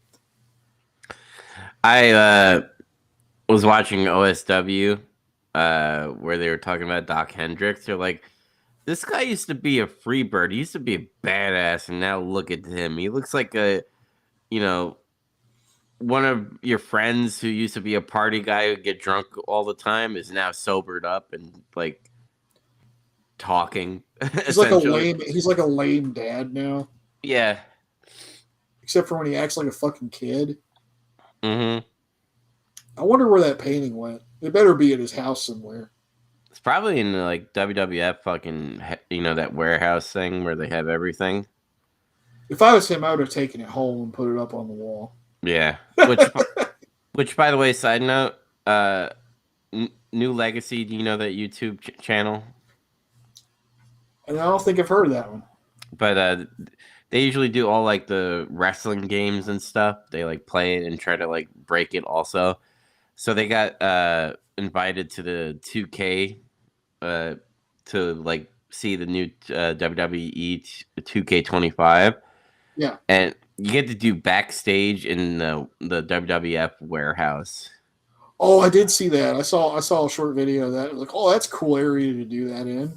Dude, the SmackDown fist is there, and you can go on top of the fist in that warehouse. I might be getting this one. Maybe. Yeah, yeah. I'm still on the fence. A little side note again. NBA 2K25 has this open world thing where you like go around and do like games and stuff. The WWE 2K25 has like this Samoan island, and you get to create your own character and be in this open world and like actually face people online, which that has me interested a little bit. I know there's gonna be a lot of microtransactions, but at least better lobby systems, in my opinion. Yeah, it could be. Yeah, I skipped last year's though, so that's kind of my pattern now for those games. Is like I get one and I skip a year. that's a good idea because essentially this is the upgrade of 2K24. Not letting I know literally that's what it means, but it's like the tiny upgrade of what it should have been when it first came out, essentially. Yeah, the little incremental Yeah. updates. All right. Well, back to Raw. Um, we go to the main event. Oh, Yeah, there's also a video package of next week's 20-man battle royal where the winner will receive an intercontinental title shot, which is interesting. and I they don't know. changed it. Well, no, I guess they would still do that. Yeah. I was thinking about what happened in the pay per view. No, this is for like the shot. So I guess Yeah. essentially who's gonna face Razor, Not whatever. Dean Douglas. Yeah, fuck yeah. Uh, so let's get into this steel cage Isaac Yankem DDS versus Bret the Hitman Hart. Yep. Then if Lawler interferes in this match, he's going to get put in the shark cage and suspended in the air, like in front of the cage. And he's gonna have a nosebleed because get it, he's in the nosebleed seat. There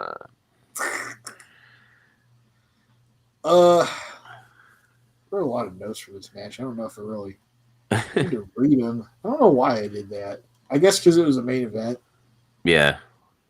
Like, Brett and Yankem fight, and there's a couple attempts to like scale the cage, but it doesn't go. They don't really get that high because it's really early in the match. I also like that Isaac Yankem, because of how fucking tall he is, he made it look like he was struggling all the time of trying to climb over, and I actually appreciated that because literally all he had to do is like in 3 swoops is just put his body over that fucking wall, and he would have won. What's funny in that cage, because this is the old blue cage. Hmm. I think yeah, it's still blue. Uh, it's not that hard to climb that one because it's just bars. Yeah, So it's like really easy to climb compared to like the fucking chain link fence cage. Uh, this is why I wrote notes. Just a bunch of the stuff that happened, not the moves in the match, because there's not a lot to really write home about with that. There was a spot where Brett tried to escape through the door, but Tim White, the referee, he couldn't get the lock open, and Lawler's like cackling on commentary when he like can't unlock the door. mm-hmm. And then he revealed that like the camera goes over to the commentary desk, and Jerry Lawler shows that he stole the lock and put his own lock on there. Mm-hmm. So the key's not for that lock. He didn't physically interfere in the match while it was going on. He did before that. That was pretty clever. Yep. And then we come back from a commercial. They're still fighting in the ring, but it seems like Brett's got Yankem more down. And he put him in sharpshooter for a while just to fuck him up, and then he lets him go and he tries to escape. And this is when Lawler's panicking because like he basically crippled fucking Yankem. And he goes up, he tries to stop him, and he goes to punch Brett in the head, but like he does this, and then Gorilla Monsoon and a bunch of referees come out, and they force him into the shark cage.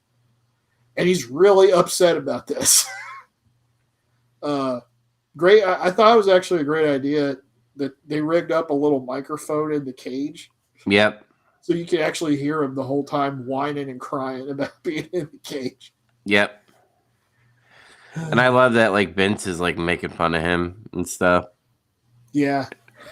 He's like, Vince, I can't do this. He's like, what do you mean? And then Please don't. No.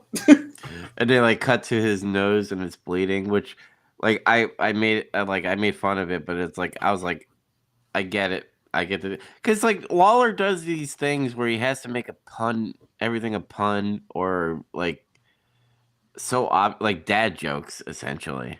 Yeah, they're like dad jokes, and it's like sometimes they're good, sometimes they're not. Mm-hmm. I didn't really think about the nosebleed thing, like you were saying. I just thought because sometimes people get nosebleeds and shit when they freak out. It's a thing. Yeah.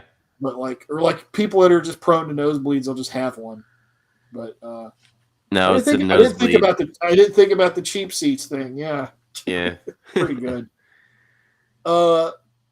They continue the match, and just when I was starting to get like a little bit bored with this, Brett cranks the heat up, and he starts hitting Yankem with some pretty hard looking punches in the corner. And then Yankem throws Brett into a turnbuckle, and he takes, a turnbuckle bump. And then Lawler, he's like, so the cage is all around the ring, and then his little shark cage is like kind of right in front of it there. And he starts yelling at Yankem. He's like, hey, hey, and he throws him a key so he can escape. And Yankem is getting ready to exit, but Brett does like this O'Connor roll. Like it's that thing where the guy gets behind him and looks like he's going to German suplex him, and he rolls him up in a pin. Yeah.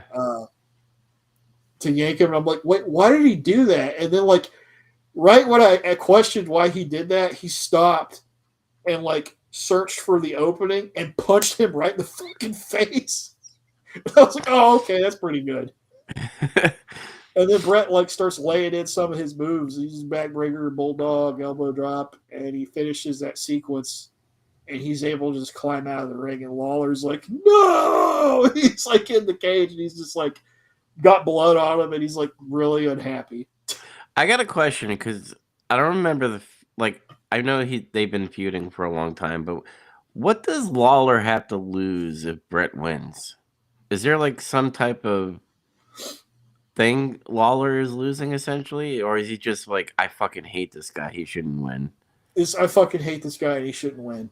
Okay. There was no stipulation attached to this besides Jerry Lawler getting put in the cage because he's an asshole. Yeah, because if anything, like I get it, Isaac Yankem. Maybe if he had a better gimmick, like maybe if he was Kane, like maybe if he was Diesel. Yeah, but like when you want to back somebody bigger and like know that you'll someone that could possibly beat fucking Brett. Well, But, this guy was a big guy, and he was an evil dentist. I guess they thought, yeah, this guy could beat Bret Hart. Yeah. but yeah, I guess because he fought a fucking pirate. So I guess let's go along with these weird gimmicks. uh, this was okay. I think at times it was getting a little too slow, but it's like they appropriately kind of sped things up when it felt like that. Mm, And Lawler in the shark cage thing was fun because it's just like an old wrestling thing. yeah. I gave this a 6.3. I gave it a 6.2. I was like, it's Oh, okay. all right.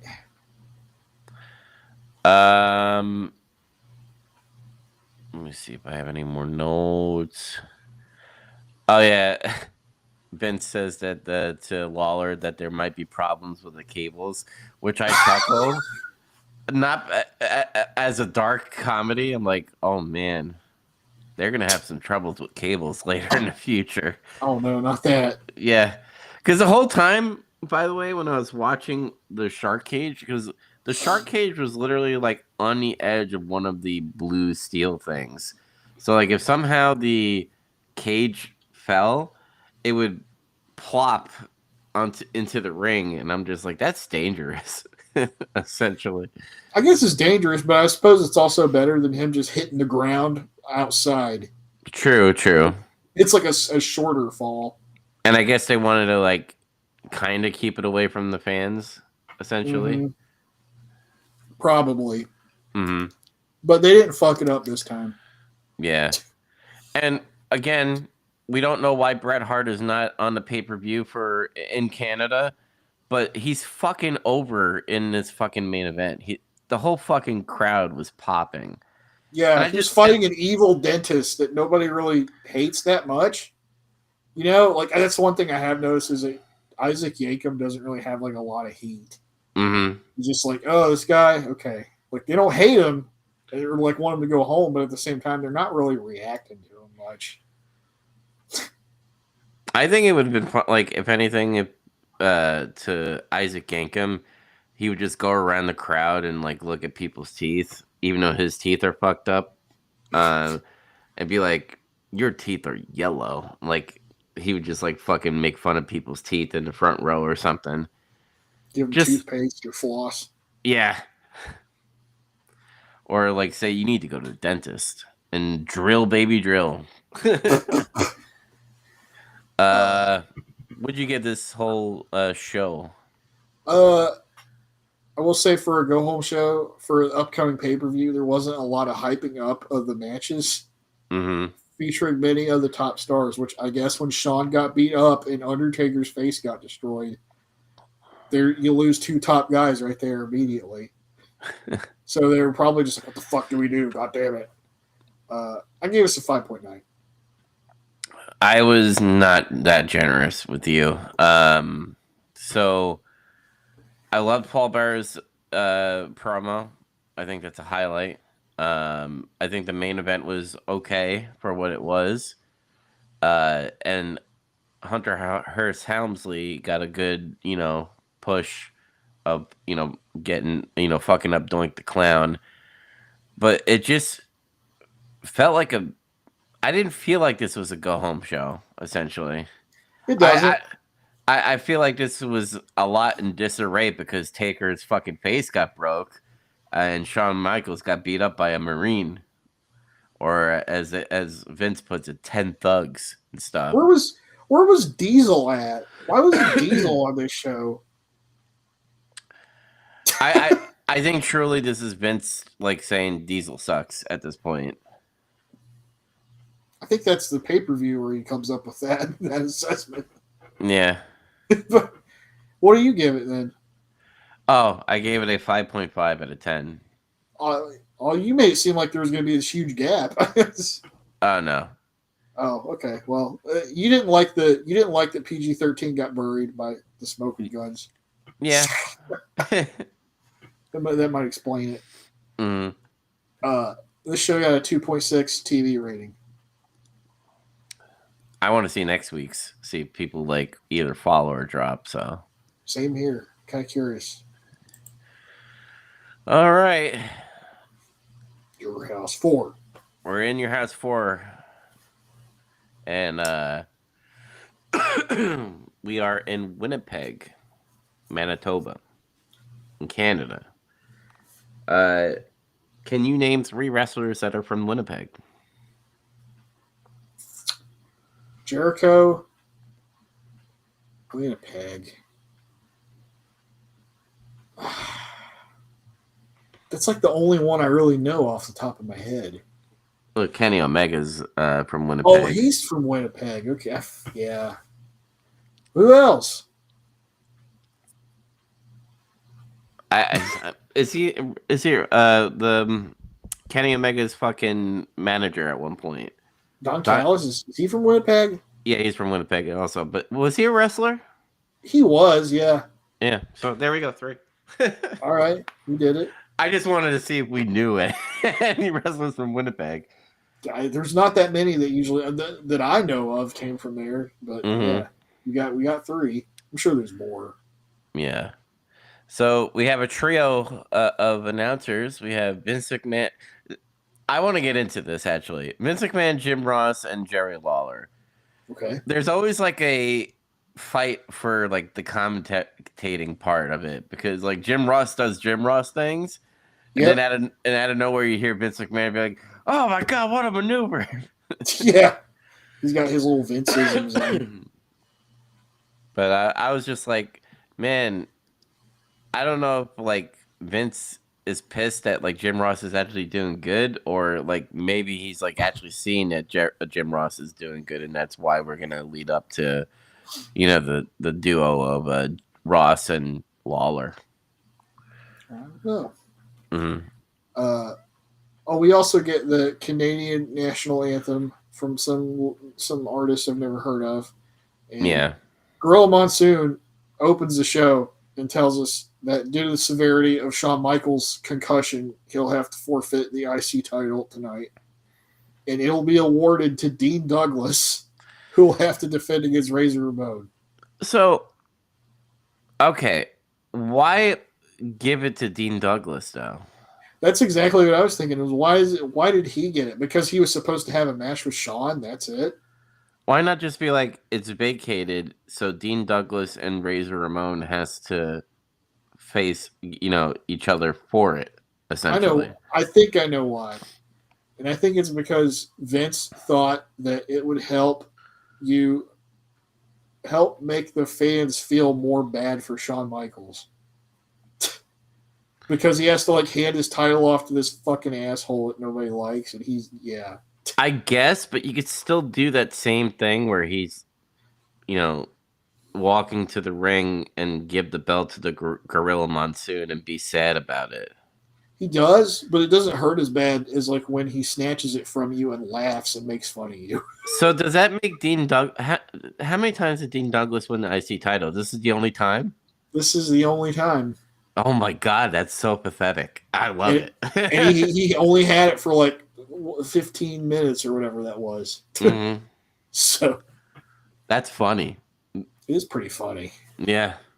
I don't remember. I remember that segment that we're going to talk about later, but I don't remember the match that took place after it. Like I don't remember it. Mm-hmm. But first match is Fatu versus Hunter Hearst Helmsley. And yeah. This is a match. This was pretty good, I thought.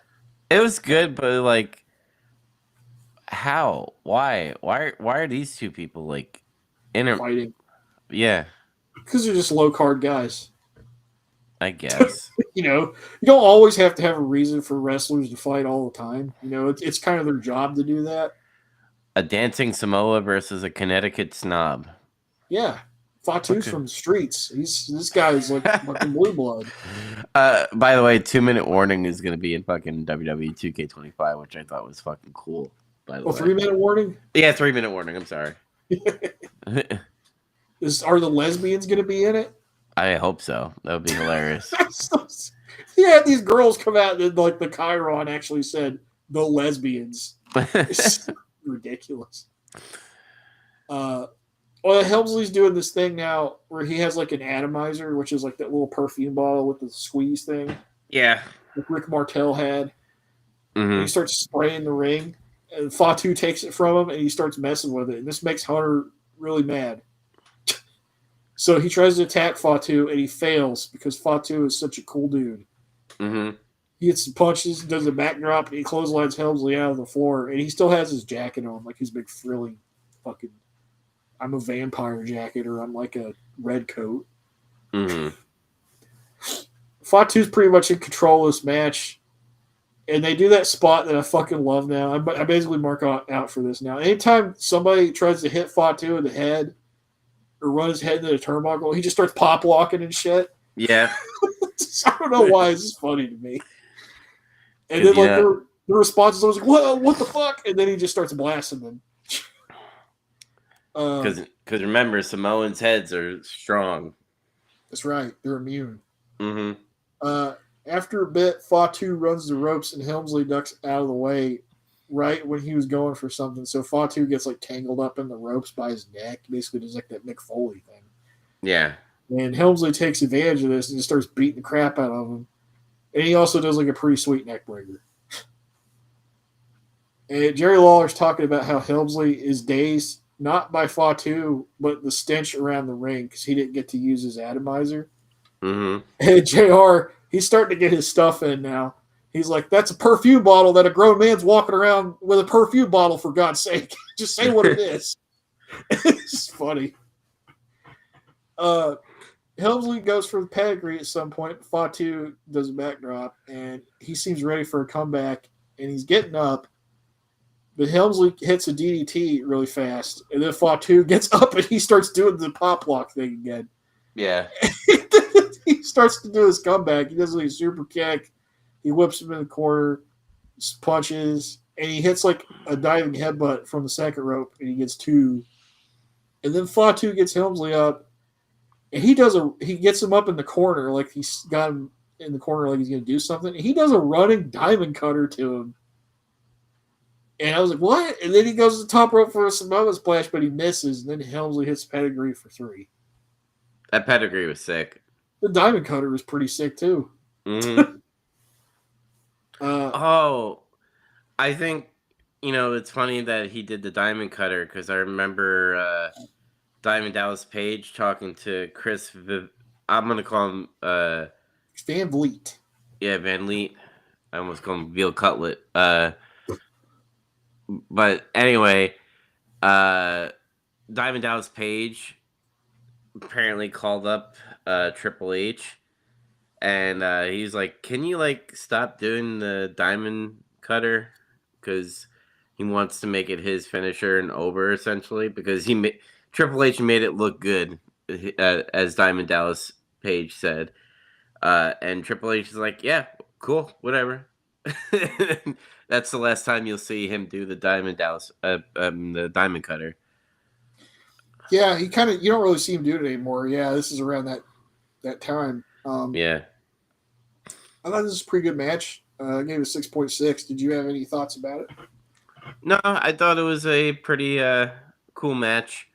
Seeing Fatu and also laughing at the, pop locket dance. Sorry, my leg is all fucking cramping up, so I might be weird right now.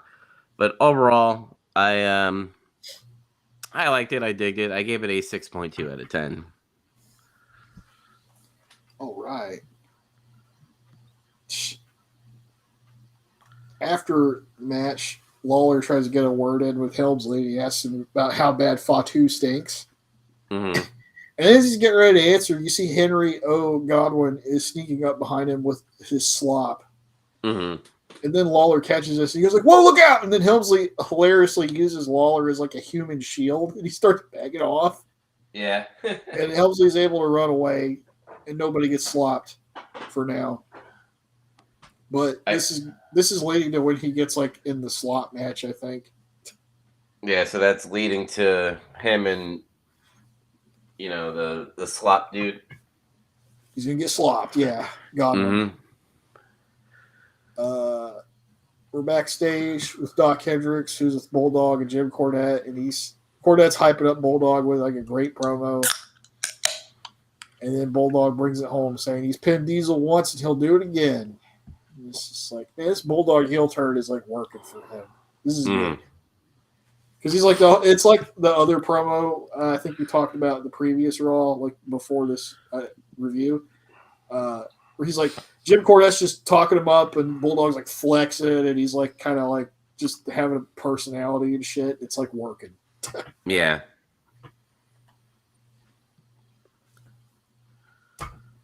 Smoking Guns. We were the champs versus 1, 2, 3 Kid and Razor Ramon for the WWF tag titles. Mm-hmm. So,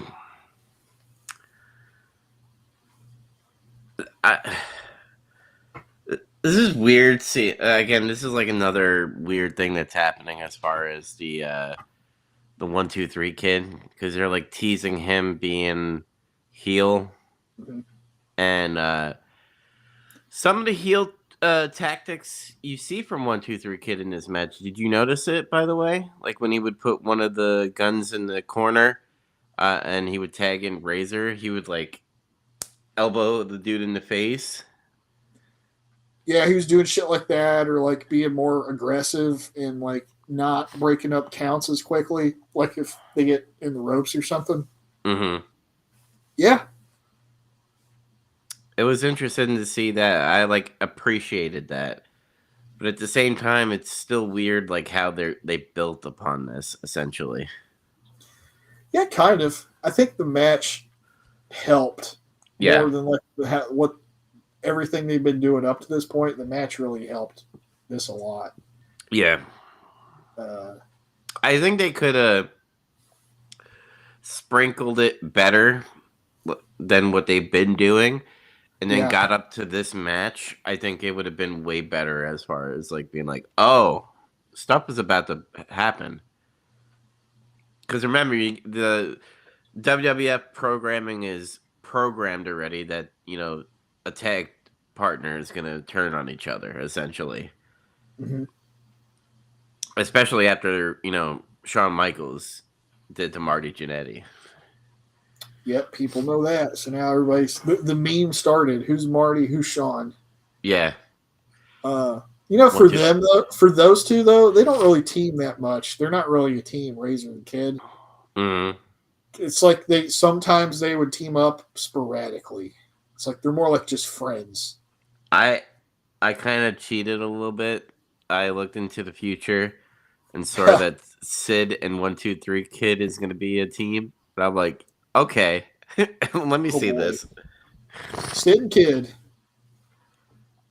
Razor and Kid have matching gear, and they did a little promo before they walked out where they're going to bring the titles home tonight, Chico. Mm-hmm.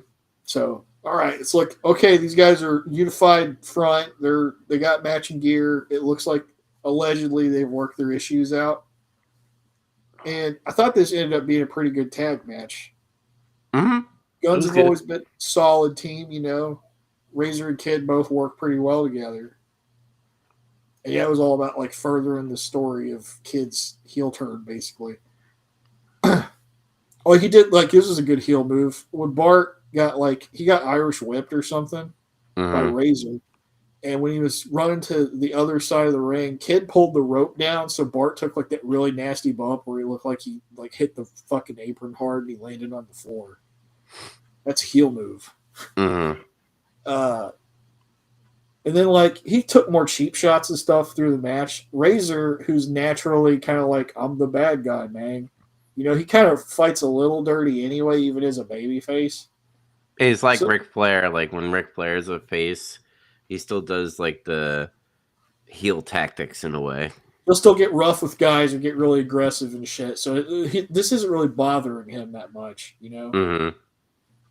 And there was a cool false finish where both Kid and Billy were pretty much out of it after an exchange of offense. And then Bart actually came into the ring and illegally threw Billy's corpse over Kid to get a 3 count. Because Kid's been kind of cheating the whole match a little bit. Mm-hmm. And then Razor was yelling at the referee, pointing this out. And then the referee's like, "What the fuck?" And so he goes to like put Bart back in the corner, and then Razor comes in and he like reverses the pin. He puts Kid on Billy, and they almost got 3. And the Razor's like, "Oh fuck." The finish was cool too. Like Razor came in on a hot tag and he was just punching the fuck out of the guns, like both of them. And he hit a Razor's edge on Billy, and it seemed like, oh, it's over. And then right when he's gonna pin him, like Kid's like reaching over the apron, and he's like, "Come on, like tag me in so I can get the win." And Razor's like, "You want the win?" "Yeah." And he's like, "Okay." Like he just kind of shrugs and tags him.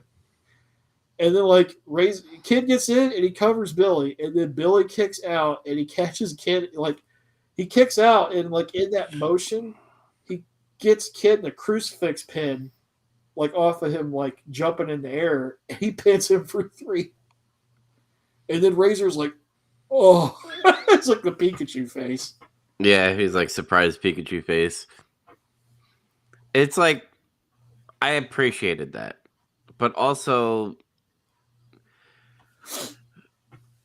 it's like I guess Razor would not be pissed. He's like, I guess I am winning the gold, man. All right. Nah, he's just trying to like kind of help Kid. Like, you know, I guess that's probably the way he would look at this. Mm-hmm. But it's so stupid as a kid. I know he's like being booked, be like, hey, I want the win. This would be cool for my career, essentially. Like When's a resume. Yeah, like when's the last time he won? Like when you're thinking about this, you know? Mm. I don't know. So, But I gave this a 6.7. I enjoyed it. I gave it a 7.1. I like they had pretty good chemistry in there, and I liked like some of the fun spots and false finishes in there. And I liked Kid, the psychology of Kid, like being more cheap in the ring. Mm-hmm. They do a little post match thing too. It's like after the match, Kid's pissed off and he has like a temper tantrum. He's like kicking the turnbuckle and shit. And he's not listening to Razor. He's like, "Come on, man, calm down." You know, because they're all baby faces. They're supposed to be like Razor is. So that's why he's not really getting pissed off at them, I guess, you know? But wasn't he hitting like the guns in a way? And he like started like kind of trying to like beat him up. But then like Razor came in like, hey, man, what are you doing, man? Yeah, like Kid knocks both of them out of the ring. Like he attacks him from behind and he does like, you know, his martial arts bullshit, knocks him out of the ring. Mm-hmm. And then they decide to get back. He stole their belts too. That was another thing. He stole both their tag titles, and then they both get in there like they're gonna fuck Kid up. And then Razor interferes and he kind of stops the whole thing from like exploding, and he defuses it. And like he gives their belts back, and he's like, "All right, we're cool, man." And then they leave, and it's like this whole thing is just like Dad had to come save his ass for getting his ass kicked. It's like that's what it looked like. It just Yeah. See, I wish this was like we got sprinkles of it correctly, and then it was this, and I feel like, you know, that's a cool way to have 1, 2, 3 Kid, you know, turn a little bit. Yeah, it just started awkward, like this whole thing. Yep. But this was good. Yes, I agree. You want a cardboard cutout of Bret Hart or Shawn Michaels for $25? I like the part where he's like, "You want you want Bret Hart kids or something like that." He's like, he said something different for both of them. He's like, "Ladies, you want Shawn Michaels to be in your house 24/7?" And then he's like, "Kids, how would you feel if Bret the Hitman was watching over you while you slept?" Like, what the fuck? Yeah. I don't think so, brother. We got Marty Jannetty versus Goldust. Ah.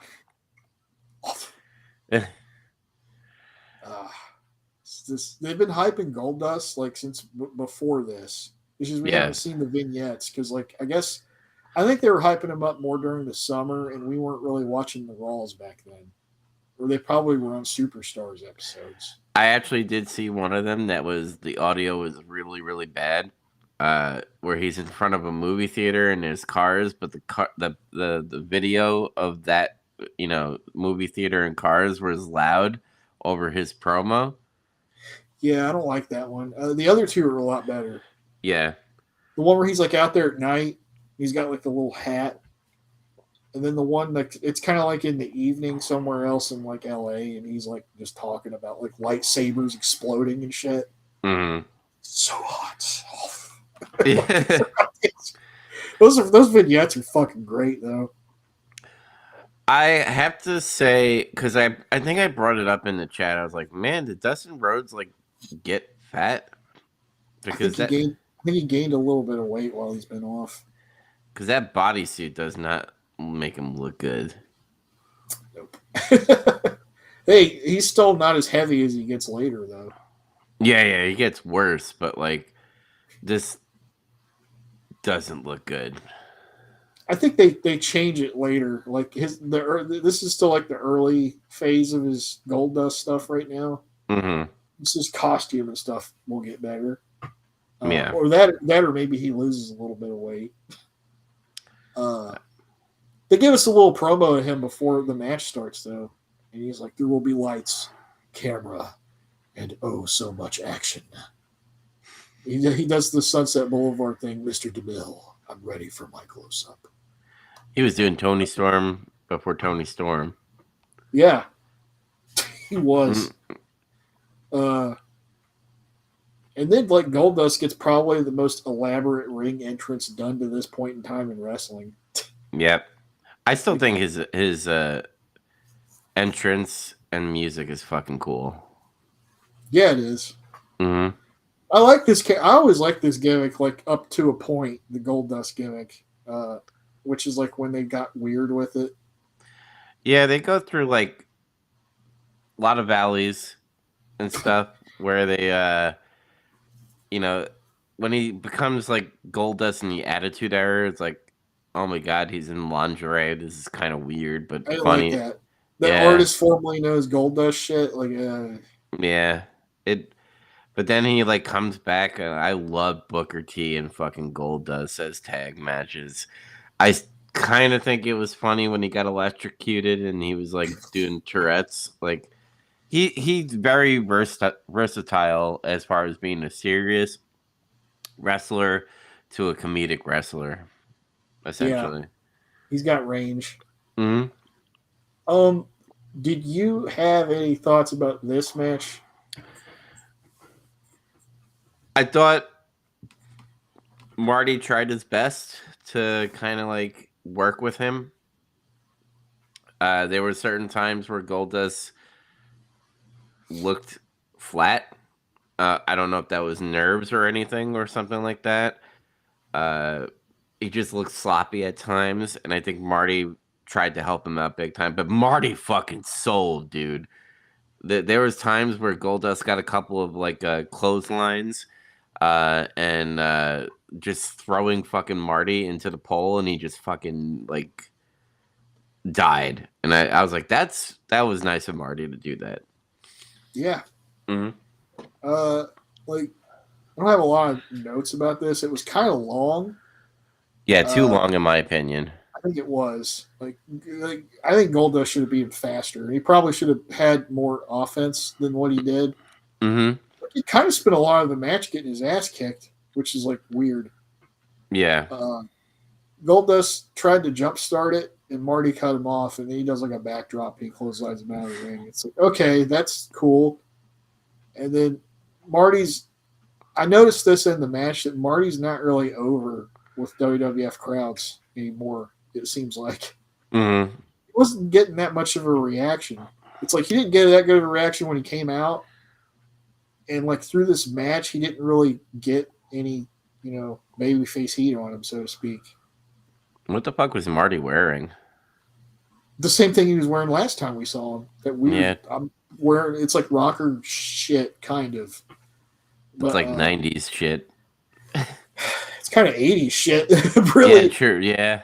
But like, can you remember when Marty was there in '94? He was still pretty over.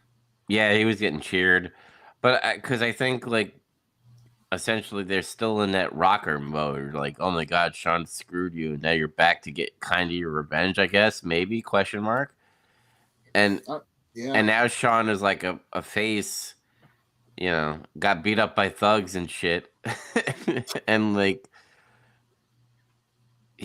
Marty's not good anymore, I guess. It's funny because like you could tell Vince probably wasn't happy with how this was going. Mm-hmm. He said it's like the crowd is just so stunned by this gold dust because they aren't reacting. Mm-hmm. uh, and I do think the crowd was kind of confused by gold dust as well. I think there was an element of that. Is like, so is this guy supposed to be like an asshole? Is he like weird? Is he gay? Like, I think that they're trying to figure out how to react to him right now. Yeah, is he a tranny? Like, what's going on here? Like, it's like they don't know yet what to do. I think because it's not super clear he's a bad guy in like those vignettes and shit. Like he Mm-hmm. seems conceited. He's obviously like some crazy person who's like full of himself and shit. Yeah. But you know, I think Dustin's trying to get a grip on how to work with this gimmick right now. And you can tell he was holding back a lot in this match. It's like he's trying to figure out how to work as Gold Dust, Yeah. because he can't be Dustin. Because we both know he can work better than this. Gold Dust beat Marty with the inverted suplex for 3. I don't have anything. I didn't really like this match that much. Like it wasn't really bad, but I felt like they didn't have a lot of chemistry. Like they didn't work that well together. And Dustin's trying to figure out how to be Gold Dust right now too. Yeah, I only gave this a 5.1 out of 10 because I was like, it's okay. I mean, I don't understand why Marty is like his first opponent, but I guess who are you going to feed? I think Vince probably brought Marty back because they know, Marty can work a good match, and they could use Marty to help get heels over, like Goldust. And it didn't really work this time. Yeah. I give it a 5.4. Okay. And I was going to say, you can tell Vince really wants this character to work because he's putting so much effort into this Goldust thing. Mm-hmm. So he's really behind this character, and I think at some point, like the parents, what was this group called for like parents concerned about shit on TV? They got in trouble. They got the WWF in trouble a couple times over different gimmicks and stuff. Oh, PSA, right to censor. Yeah, well, that was one of the results of one of that. Yeah, because like Vince made Right to Censor to make fun of them. Mm-hmm. But like they came after WWF over Goldust too, and that was another reason why like the gimmick changed so much. Oh, the FCC you're talking about? Yeah, or not the no, it's called something else. It's got specifically to do with parents and shit. I gotta look it up, but yeah, like that was another reason why the Goldust gimmick kind of died. That's interesting. Yeah, I didn't know about that. Parents Television Council, PTC. So, Right to Censor, RTC. Mm-hmm. There you go. We go to split screen with Smoking Guns and 123 Kid on the Superstar line. Kid is angry. Razor's not with him, which I thought. He's got a match to get ready for, man. Yep. Then we go to backstage, where Jim Cornette, with Yokozuna and Mr. Fuji, talks about Bulldog winning the title, and he's always looking out for Yokozuna's best interest. That's right. You're trying to drive a wedge between them. It's like, don't be doing that. Yep. So we get King Mabel with Sermo versus Yokozuna with Jim Cornette and Mr. Fuji, which Mr. Fuji's hanging in there by a thread, essentially. Yeah. I don't think he's going to be around much longer. Yeah. Jim Ross notes that Yokozuna is 641 pounds and Mabel checks in at 568 pounds. Ooh. You think this ring is reinforced? I think they didn't really say that, like, oh, we reinforced the ring for these behemoths. Like, they didn't do that. King Mabel coming out with like the fucking sunglasses is a vibe. Something about that dude with like the crown, the big gold crown. He's wearing like sunglasses and shit. And he's like kind of mugging for the camera. I'm like, and he's dancing and he's moving the throne. Dancing. And I'm like, there's something there. By the way, the guy up front was Rhino, if you noticed that, by the way. Oh, I didn't see that. No. Yeah, it's a young Rhino. Whoa. He's just breaking into the business at this point. Yep, carrying a big fat black man on a throne. JR says we're not going to see many fireman carries or waist locks in this one. You're damn straight you're not going to see any of that. You're going to see two gassed fat dudes. JR in that code speak to let you know what this match is going to be like. Yep.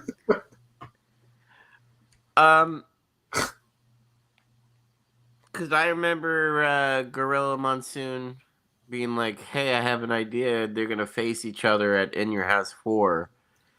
And I get it, like, having these two big fucking dudes fight. But what was the point of this match? There wasn't.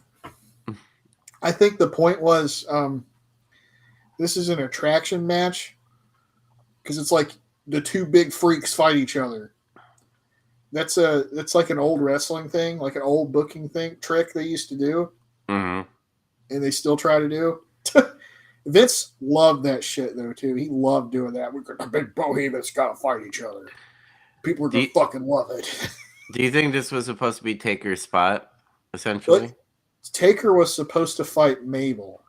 Okay. I don't know what Yokozuna was supposed to do. Maybe he would have had a tag match with Owen, but that didn't happen.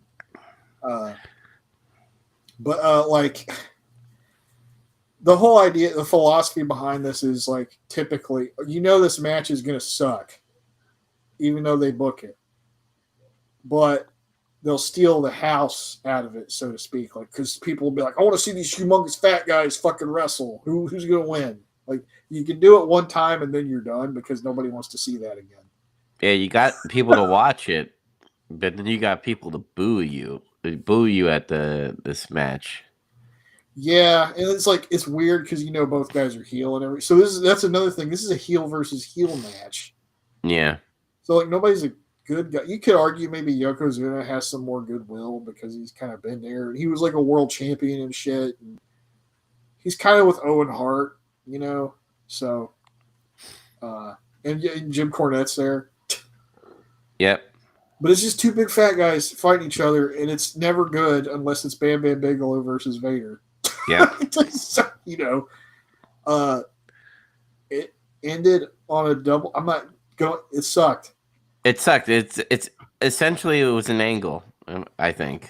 Kind of, yeah. It's like they didn't do a lot of stuff because it's like they were both getting tired, and you can't work. This match doesn't work. You need smaller guys to bump off of them and stuff. Yeah, and how they both come out of the ring. Yokozuna lands on Jim Cornette, and Jim Cornette's like, I can't move. And that was kind of funny. And Yokozuna's like too fat to get up. And Mabel just is out in the ring, and he's not stuck on anybody. He's just there. He's getting his breath. Yeah. I don't fucking know. And then, the bell rings and the arena's booing. And then they go inside the ring. And Sir Mo, like, pushes the referee away.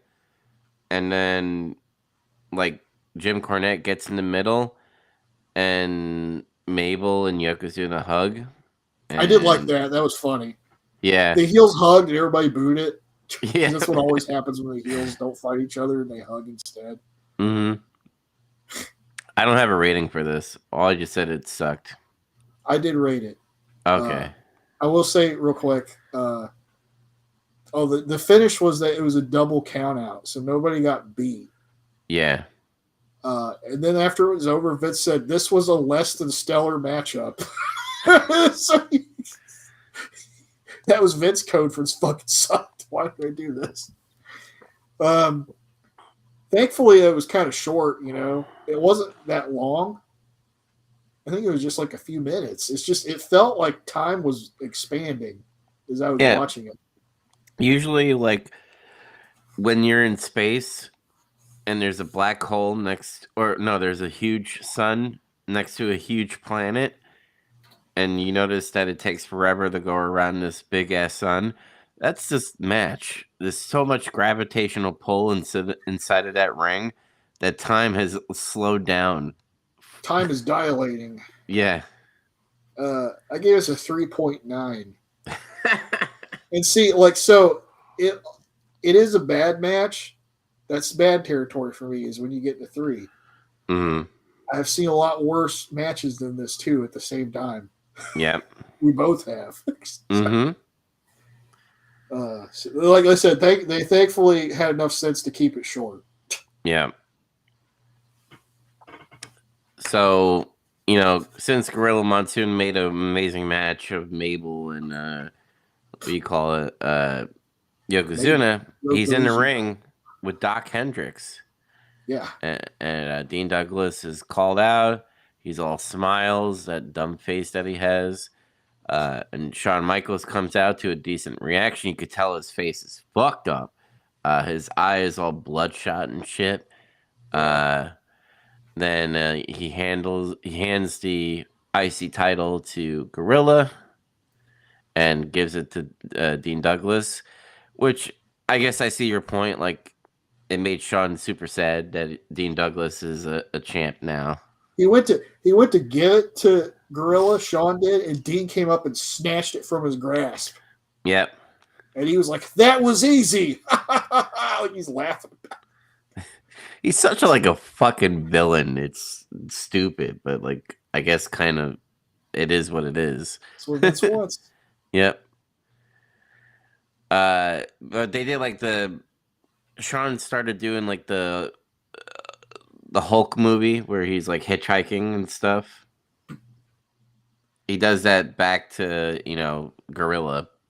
He turns, yeah, he's like walking away and he turns and looks. And he looks really sad and shit. Like he looks like he's about to cry. And then I think he probably was. It looked like tears were welling. And then he walked away. Then he looked back one more time, and he left. And he was like, the circumstances surrounding this angle suck, and it's kind of embarrassing. This is embarrassing. Mm-hmm. Shawn Michaels got beat up by one guy. That's not good for the business when you hear about shit like that. So, even at this point in time. I got a question. Did you want that Pele jacket? What is that? Do you know what that is? I have no idea, but I was like, that colors in that jacket looks fucking awesome. It's very 90s. I was like, that jacket's kind of wild. Like, what is? I was gonna search and see what that was. I feel like it's probably some kind of restaurant or something. It's either that or the only thing I could think of is the soccer player Pele. Shawn's a soccer fan. Maybe. Give props to Shawn for his acting here. Yeah. Maybe he could be in the Marine movie or something. He was. Oh yeah, that's right. He was. He was in the Marine 3. Yeah. How did Razor get the shot, by the way? Because he's Mang, Chico. I'm not complaining. I'm just wondering how that I guess there's a ranking and he's there. I guess so. It's I guess in the grand scheme of things, it's so Dean Douglas has been there for a while, and he's he had a match with Shawn, so they awarded it to him. Okay, but I guess in the IC title mix, Razor's probably kind of always in it. Mm-hmm. He's been IC champ 3 times at this point, because he comes out and goes 4. I don't know, in his entrance. So I guess, but we got to give this guy another shot. He's been one of the best IC champs ever. So do you think they had to speed up the booking where oh shit, Shawn is injured and we don't know if he's ever going to come back? But you think Shawn was going to eventually drop it to Dean Douglas and maybe Dean Douglas versus Razor at some pay-per-view? I think, yeah, nobody really talks about what the plans were supposed to be. like going forward from here if Shawn didn't get beat up by one guy. Like, yeah, I'm not sure. I don't believe they would. I don't think they would have let Dean Douglas beat Shawn Michaels. That doesn't sound like that's what would happen. Mm-hmm. If you think about how Vince is pushing him right now and shit. True. I think he was going to make a match probably where Razor and him would fight again because they've had like this kind of off again, on again feud over it. Mm-hmm. And Razor probably would have beat him. Maybe they would have done this thing where like 1, 2, 3 Kid helps Razor win by screwing Shawn over, and it would piss him off, and that would further the heel turn. Maybe they were going to do something like that. I don't know. That would have been cool if we saw HBK versus 1, 2, 3 Kid. They probably would have let an HBK versus 1, 2, 3 Kid because at this point the clique's all like wanting to. We want to work with each other. Yeah, let's do it. Like, yep. But who knows? Dean Douglas versus Razor. So right when Shawn's like leaving, he's going through like the in your house entrance door. Razor Ramon's music plays, and Lawler hilariously says, "Well, we can't grieve forever." It's pretty good. I don't have a lot to say about this match because I thought it was kind of dull. It was, and I think that's because of Dean Douglas. I think it's because of Razor and Dean Douglas. Oh yeah? Yeah. So it felt like they were working a house show match. And, you know, I've gone on record several times saying I don't really like Dean Douglas's matches that much. Shane Douglas, whatever. And I was like, why should I expect anything different here? And then when you know that Razor Ramon, Scott Hall, does not like Shane Douglas, why is he going to try? Why is he going to try to make him look good in any kind of way? It's like the whole clique, I think, maybe except for Kid, Waltman, maybe Triple H. The other three, they don't like him. Like that's known on record, pretty much. Mm-hmm. So, yeah, when you keep that in mind, it's like, okay, of course Razor's not going to give him that much offense and shit. Like, it's funny because Razor worked like he was, was he tired? I don't know. But it's like, if you think about the tag match, he didn't really take that much damage in it. So he shouldn't work like he's tired and hurt from earlier. Yeah, you're right. He just like came out and like took his belt, literally. He did, yeah. And then like, I don't like Shane much, but the way this match went, it made him look like a fucking jabron. It's like Razor, like the whole time he was just kind of beating the shit out of him. And then Douglas could barely get a word in edgewise on him at all. It's like he would go for shit, and then he would like fuck it up. Like some kind of spot that's supposed to make the heel look stupid. Mm-hmm. And like it happened a few times. Finish was Razor hit a back suplex, and they landed near the ropes in the apron. Like, you know, and then Razor managed to get his arm over Douglas while the referee counted 3. But before 3 count hit, Dean put his leg outside the ring, which should have broken the count up. Tim White missed it. It was a 3 count. Razor wins. You notice they always do the fuck up with Tim White? Is it because he's fat? It's because he's drunk. He owns that bar. No, yeah, that's a good point. I didn't really think about that.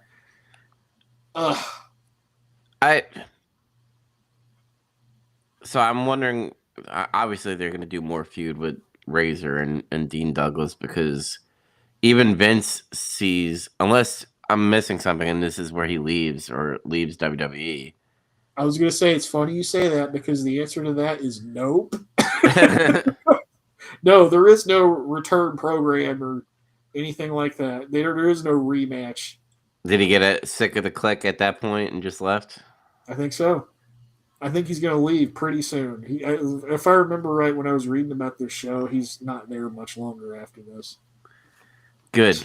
It's fine. He's better in ECW, so that's fine. I think this is where he finally becomes watchable after this, right? He goes to ECW and I guess essentially reinvents himself. he comes back more pissed off after being like chewed up and spit out of another company, basically. Mm-hmm. So, and like I said before about Shane is like I don't think he's okay-ish in the ring to me, but like his where he does better is in that ECW environment, and he's able to cut loose in those promos and cuss a lot and be like a fucking asshole and shit. Like Yeah. it fits him better. It helps.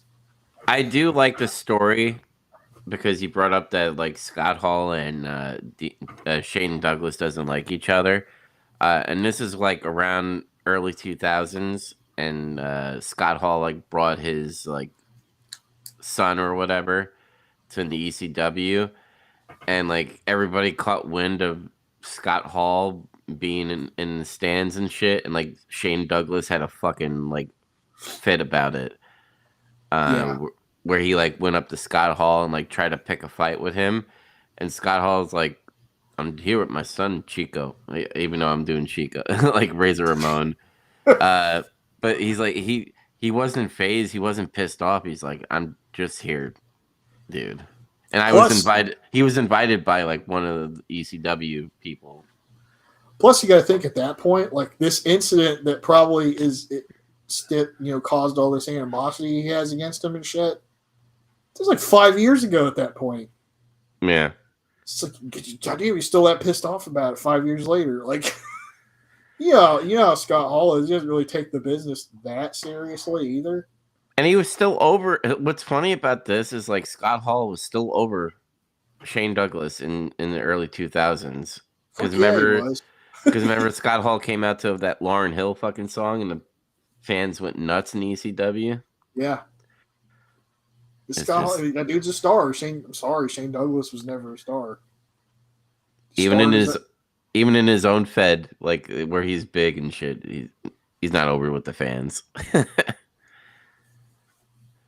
What'd you score this one, or did you have anything else you wanted to say about it? No, I thought it was really dull, and I put more blame on Shane Douglas because I'm like doing the Shane Douglas curve hate. I do think Where it's kind of more his fault. And then, like I said, it's Scott's fault too because he's not motivated to work that good with him.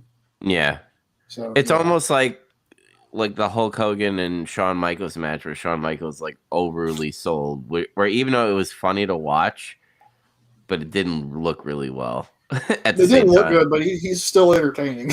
Yeah, It's still very entertaining to watch, at least. yeah, but I gave this a 5.2 out of 10. Ooh, I gave this a 4.4. Ooh, I was too generous, I guess. The razor curve. Mm-hmm. Sean was backstage on the fucking hotline looking sad as fuck. I was just like, God damn it, just like get him out of there. You know what's really funny about this is we're going to see sad Sean a lot going forward. So this is where he essentially loses his smile. That's where they That's 96 okay. going into like 97. So like here, that's good. This is the first instance of sad Sean, and then in like a couple weeks they're gonna do the concussion angle where Owen knocks him the fuck out on Raw, and then it's like, oh my god, what's happening? Like it's like this crazy angle Where they have like people actually crying in the crowd and shit.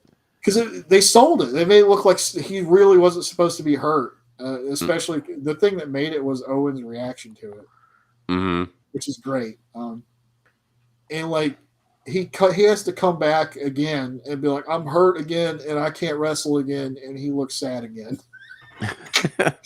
So, something I don't know if he got injured or something and had to take some more time off, like maybe fucked his knee up or some shit. I don't know, but Mm-hmm.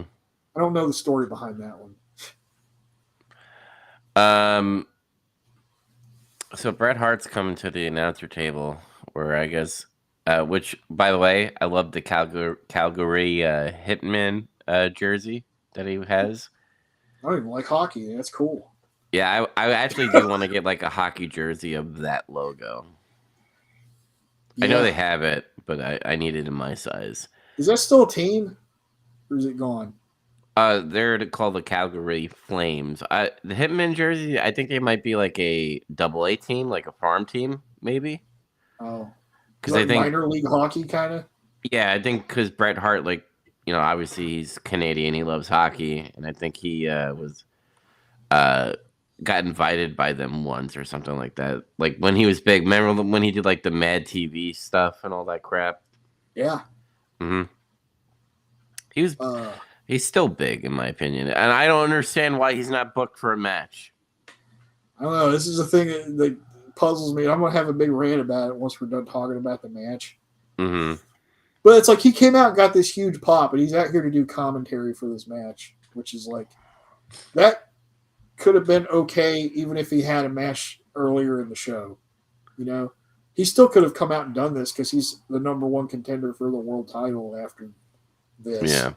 You know, Uh, Lawler is trying to like do sneak attacks where that it was was funny. it was funny, but at the same time, like, why is he like? I understand he's leaving because he hates Bret Hart, but wouldn't you want to be there? He's scared of Bret Hart. There's He's a scared. difference. Okay, all right.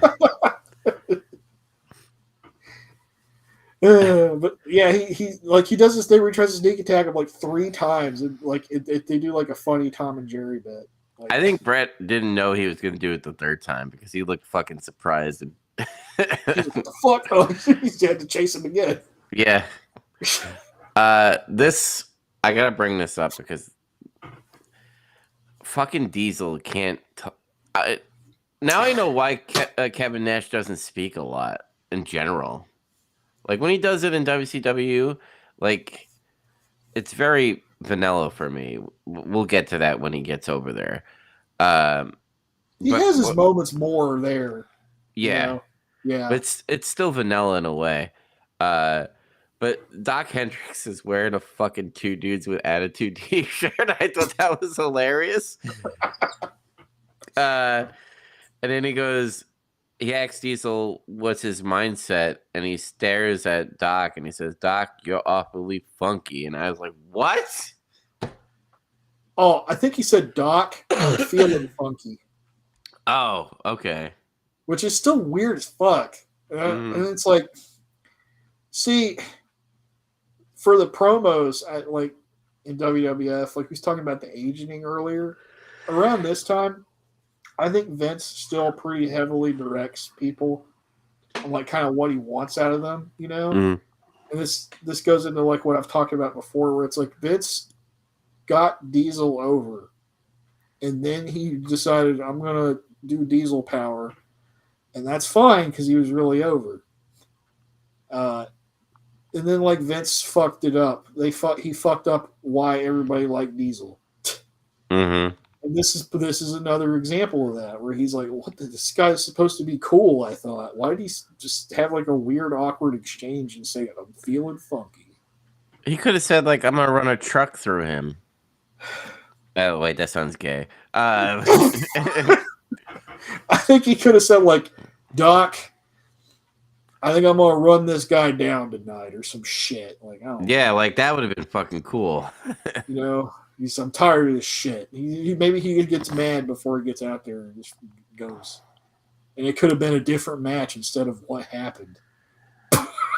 You know, it would have been really cool, a triple threat match: Brett versus British Bulldog versus Diesel.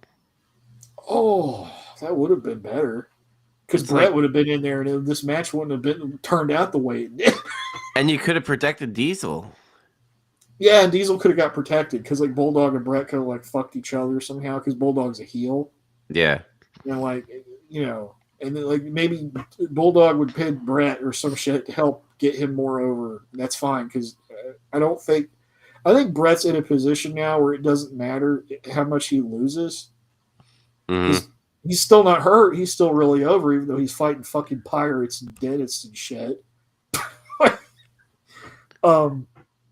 He ate a pin by Bulldog. That's not going to kill him. What'd you think of Brett's commentary? I actually thought it was kind of interesting, like for him, because he kind of approached it like he's analyzing what these guys are doing, Mm-hmm. and he's like explaining. He's like, see, he's probably like he's saying like Bulldog's trying to like hurt his arm, but he's like, if it was me in there, you should go for his legs, because Diesel's thing is like, if you take his legs out, he can't stand up and fight you anymore. Like, he was just like explaining like how you wrestle, basically. I loved how he was shitting on Bulldog's fucking sharpshooter. He didn't do a good sharpshooter though either. And Vince was like, "It's because he's strong," and I'm like, "No, Vince, no." Vince was trying to save it, and then Brett's like, no. You figure before that, Brett would have been like, "You know how to do the sharpshooter?" And Bulldog would be like, "No." And then Brett would show him how to do it like in the locker room or something. Oh man, but did you think Diesel and British Bulldog had any chemistry? Because I couldn't fucking see it. No, this match was bad. It was super bad. It's so puzzling why they decided to do what they did in this match. And this probably hurt Bulldog's like future, essentially. Well, kind of. I don't know that it really because so this gets into like what I learned about everything later. Okay. But yeah, so the way this match goes is like Diesel's got advantage over Bulldog, and it starts off pretty good. You think, okay, this is going to be pretty good. They're hitting each other kind of fast, and there's some pretty good intensity. And like Diesel's actually trying again. Like, I'm not saying he's like been lazy or anything, but it reminds you of like when he used to try a lot harder in the ring, until he slowed down to be like Big D, not in a bad way. But he's doing it. She's like throwing Bulldogs into corners and running after him full speed and clotheslining him and shit. It's like, that looked good. Because this is Bulldog's a pretty serious guy here. And let's see, there is this spot where like Cornette manages to distract Diesel briefly. This is like where the momentum shifts. And Bulldog's able to trip Diesel up, and he throws him out of the ring. Or he doesn't throw him out of the ring. He's on top of him. Something happens. Then he gets up and he hits Diesel with a drop kick, and he goes out on the floor. And this gets into the spot where like Brett stands up, and what happened was he stopped him from like spilling over the fucking commentary desk. So he actually helped him. And then Diesel turns around and is like, what the fuck? And he pie faces Brett and knocks him back into like the security fence thing. I don't understand why though. Like, I don't know why either, because it's like they're both baby faces, and it wasn't like Brett hit it. Brett saved him from potentially getting hurt more.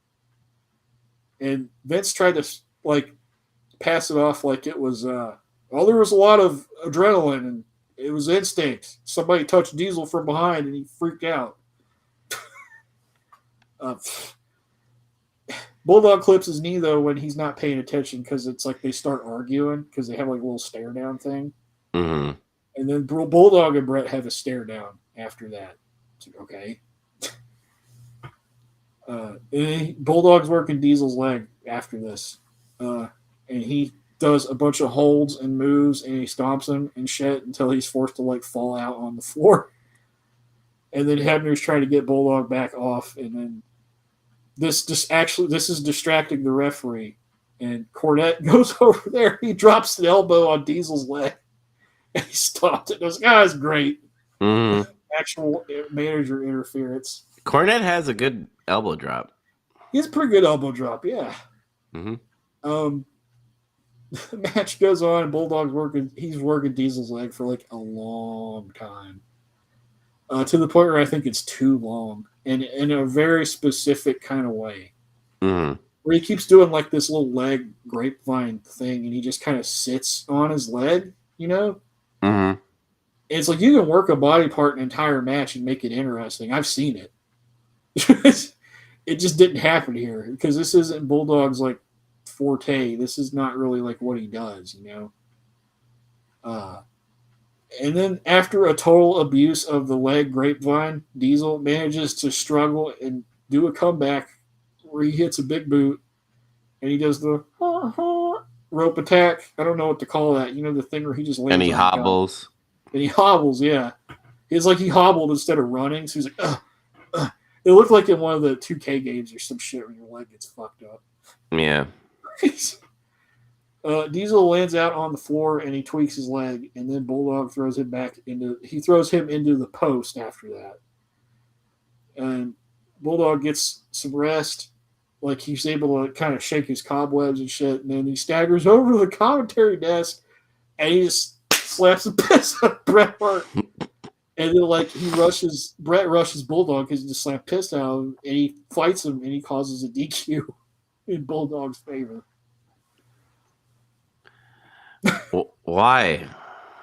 Because why did Bulldog slap him? He didn't have a reason to. He didn't do anything. He didn't do anything. I know like Cornette was like trying to used Bret in the promo that they had before, where it's like, he talks about Bulldog's wife doesn't care about Bret anymore, he cares about Bulldog. And I thought that was funny. Yeah, family animosity. Yeah, so like I guess that's what would cause him to slap him. But like, why are you gonna poke the hornet's nest while you're trying to win a title? Doesn't make any sense. Yeah, and it's just like, the only thing I could think of which would be stupid is like they wanted him to interfere to cause a DQ so that there would be tension between Diesel and Bret. But why? Don't you want to win the title? You don't win the title by a DQ. Nope. And I wonder if this is what's gonna lead to, where like, because now they're gonna like, Jim Cornette's gonna use this in a promo probably, like, Bulldog has beaten Diesel, he's beaten the champ and stuff essentially. Yeah. So he deserves a rematch or whatever. Mm-hmm. So that could be used.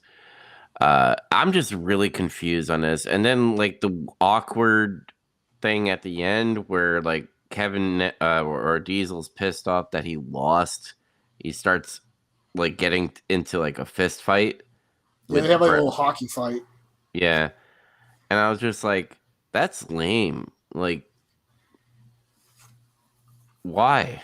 Like, that's all I kept on saying during this. I was like, why is this happening? So I don't know, and like I tried to read up on this show to figure out like what's going on with this, because a lot of weird stuff happened in this show. Mm-hmm. So with the with the Diesel Bulldog match, Vince fucking hated this match apparently after it was over. Like, there's multiple stories about him right after the match ends and like they're done on the air. He fucking takes his headset off and throws it down on the fucking desk. He says that was fucking terrible. Like it's like that's literally what everybody says. He hated this, and he apparently went backstage after the show was over. Like as soon as the feed was done, he threw his headset down, said that, and walked backstage. He made a beeline backstage while there were still people doing shit, in the ring. Mm-hmm. And he went back there and chewed fucking Bruce Pritchard out and like other people and shit. It's like, that match fuck awful. What the fuck? Like all this stuff. And Bulldog didn't get that. He didn't really get any heat or blame for that match. It turned out the way it did, apparently. But I think this match caused Vince to rethink Diesel being the top baby face. Because he was very disappointed that this match didn't turn out good, and he has taken notice that all the Diesel matches that are headlining all these pay-per-views aren't that good. Like it's kind of piled up. Yeah, this was like the last straw, basically. It was a pile of shit. Yeah, and he's fucking snapped. He's like, God damn it, this sucks.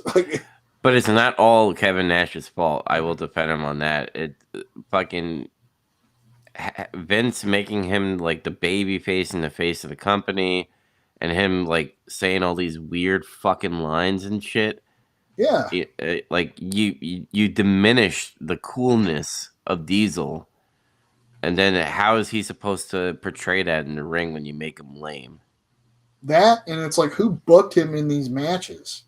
Yeah, Why did you keep putting a guy like Diesel in matches with like big fucking fat guys and like Sid? And I'm not saying Sid sucks. It's just that was a case of you put two guys that are kind of similar to each other and how they work against each other, and in that way, that usually doesn't work. Kind of like the two fat guys principle. You shouldn't have booked that match, and they did it twice. It's like Pokemon when you have like two, fire Pokemons facing each other. It's not effective when their moves are not working. No, like Diesel should have been having matches with people like I don't know, like a match with Bulldog should have been good. The problem is like what happened in it. And I'll kind of get into that in a second. But like he should have been having matches with guys like Owen Hart or like because Owen was fighting for the title last year. Who's to say he can't get another title shot? You could have thrown Hunter Hearst Helmsley in there to like fucking squash him essentially too. I guess, yeah. I think maybe Vince thought he needed to build him up more, before that. And I don't know. That's kind of the problem is for heels, like, main event heels in the company right now, there's not a lot of guys that can work good with Diesel. Like, Sean's a babyface now. He's not going to work against Diesel. Kid's not a big enough heel to work Diesel. You could have had Brett. Yeah, Brett should have worked with. He's going to work with Diesel again very soon. Yep. But and then in terms of like what happened in the match, so I guess Vince was pissed at whoever did agent this match.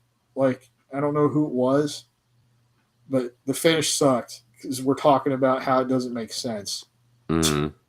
And maybe there was still agenting in terms of like input, especially so in the case of Bulldog, he's kind of typically one of those guys that doesn't lead a match. He's more like I'll do whatever you want, brother, you lead, and then they kind of work it out, apparently. Mm. And Nash is the same way, kind of. He's not really a guy that puts the matches together. He's like, I'll do whatever you want to do kind of guy, just like Bulldog. So I guess they were probably calling it in the ring, like, I'm going to throw you. Okay, brother. Since Bulldog had more experience, they kind of deferred to him to lead this match. Mm. And I think the agent probably said, you need to work Diesel's leg or some shit. And Bulldog was like, all right. And that's not usually the kind of thing he does, Yeah. This match should have been these two big, strong guys hitting bombs, beating the shit out of each other. Like, just doing big power moves and fucking each other up. That's what they should have been. And then Bulldog he's a big guy, but at the same time, he's a small and fast enough guy that he can bump for Diesel and stuff and still do like kind of impressive shit against Diesel. Yeah. But they didn't have that match. That's the match they should have had, because what I saw here was not what I expected. Mm-hmm.